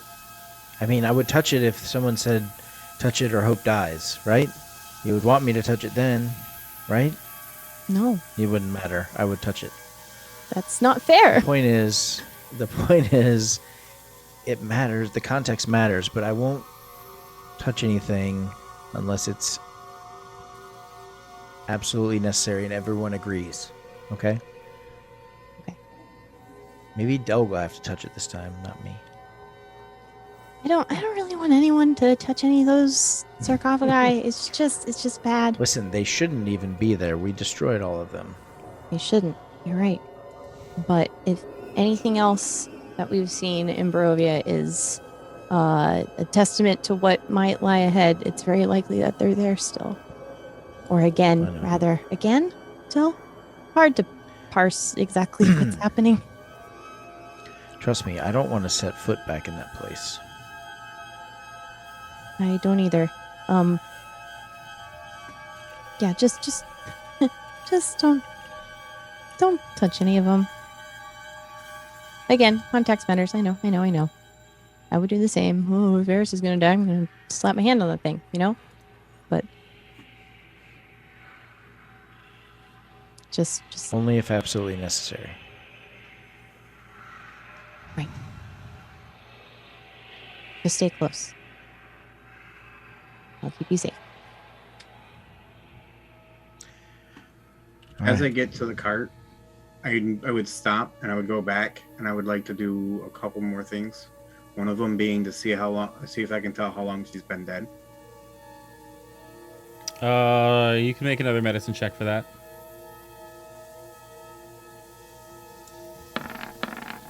28. Long enough that there's not much you can do, but not very long. I'd like to step outside, touch the ground, cast stone shape, and make a grave for her. Easy enough to do. What's her And grave then- look like? It's just gonna be simple and quick because we need to move. So it's just gonna be probably like 2 feet by 5 feet. And I will cast Stone Shape again to cover it, to make it. It would go up, and then as it gets to the end, it would come up to make a tombstone that would just say Madame Eva. And I would grab the deck of cards, though. Okay. As you do all of this and make the gravestone and go back in to get the deck of cards and put it all together and, pick up the extra cards that you had dealt and put it into your pack. Coming back out, you take one last glance at the gravestone, and it seems like something else has been etched on it underneath. And it says... Midwife. Oh, shit. Midwife? Mm-hmm.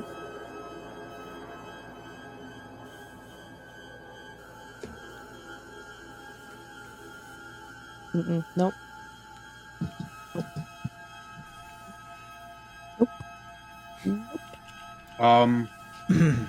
Obviously doing this, it's going to take me a couple of seconds, and I would point this out to everybody else. Saying I didn't put that there, obviously.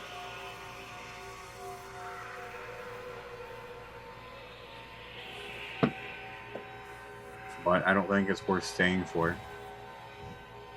Worth remembering. What does that mean? Yeah. I mean, she helped bring children into this world. Okay. But whose children?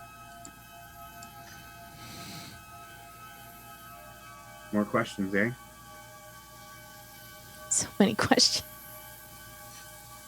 We still have a trip ahead of us, so we need to get going before it gets late. Mm-hmm. Yep. Let's go. The bigger question is, how did that get etched there? There are many questions that could be had in Barovia, and that just adds to the never-ending pile. During all of this exchange, Cascade probably just waited outside the cart, staring back in the direction that we came from, a strange expression on her face, and as she, just lost in thought, but in a totally different place. And when they, the bigger question being, who carved that on there, Cascade would chime in. It's possible that the plane did it itself. It's not responding normally.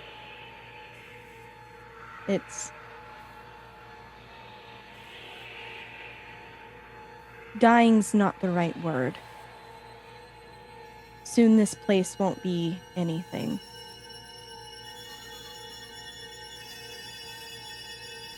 Really? How do you know this? It's been bothering me since we arrived. Things not being the way that you said that they were supposed to be. Those creatures that we just faced gave me pause. It was as if they were being consumed by something else, replaced with something else, unlike what we've seen before. When I was attacked, it felt like I was being pulled into a void. It's like, without this Strahd at the helm of this plane, it's as if the very fabric is ripping asunder. People disappearing, things changing. It's as if this entire plane is being poured out of some kind of drain. Time might be more critical than we realized.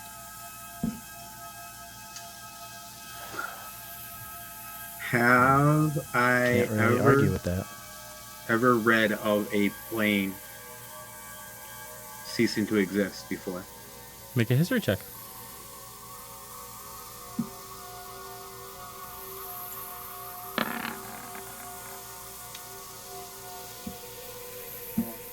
It's like a 20. 30-20. Yeah. Yeah. I don't know that I'd have given this to you for less than a 20, though. Yeah. Okay.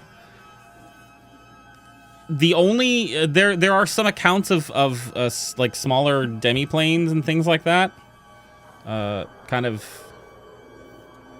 collapsing, usually because something was unstable about it in the first place. With a 20, you've also read of people making planes more stable. Using other magics to help stabilize an otherwise unstable system.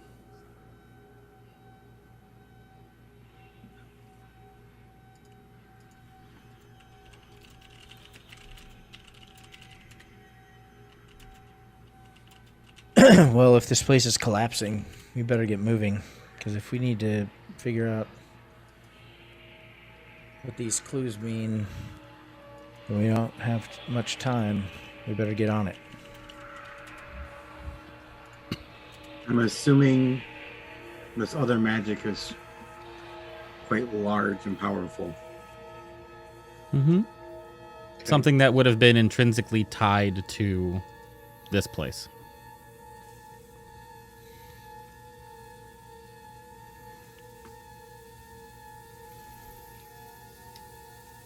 Can we talk and ride? Yeah. Mm-hmm. All right. Let's get back to the cart. Start moving towards. I mean, I figured that's what we were doing. We're talking through it.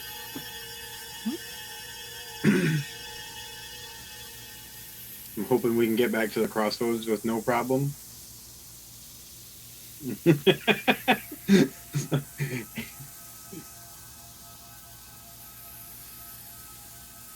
You get back in the cart, and the woman that has been there with you, that has just kind of been sitting in the cart looking, looks at you all and says, I can't believe you talked to her. Why? No one talks to her. Why not? It's just, she's... I mean, did you see her? She's practically undeath itself. I'm gonna be honest, she scares me more than everything else that we've seen tonight. Well, she wasn't like that before. Yeah, well, you're my ride out of here, and I know better than to look a gift horse in the mouth, so let's get on the road, I guess, and head back and try to catch up with the other wagons. Have you ever Agreed. been to Vallaki? I have not, no. All right. So you all head back onto the wagon, turn it around, head back towards the crossroads, and attempt to catch back up with the other two wagons that you sent on down the road, hoping that they would get turned around or lost or attacked along the way. Yep.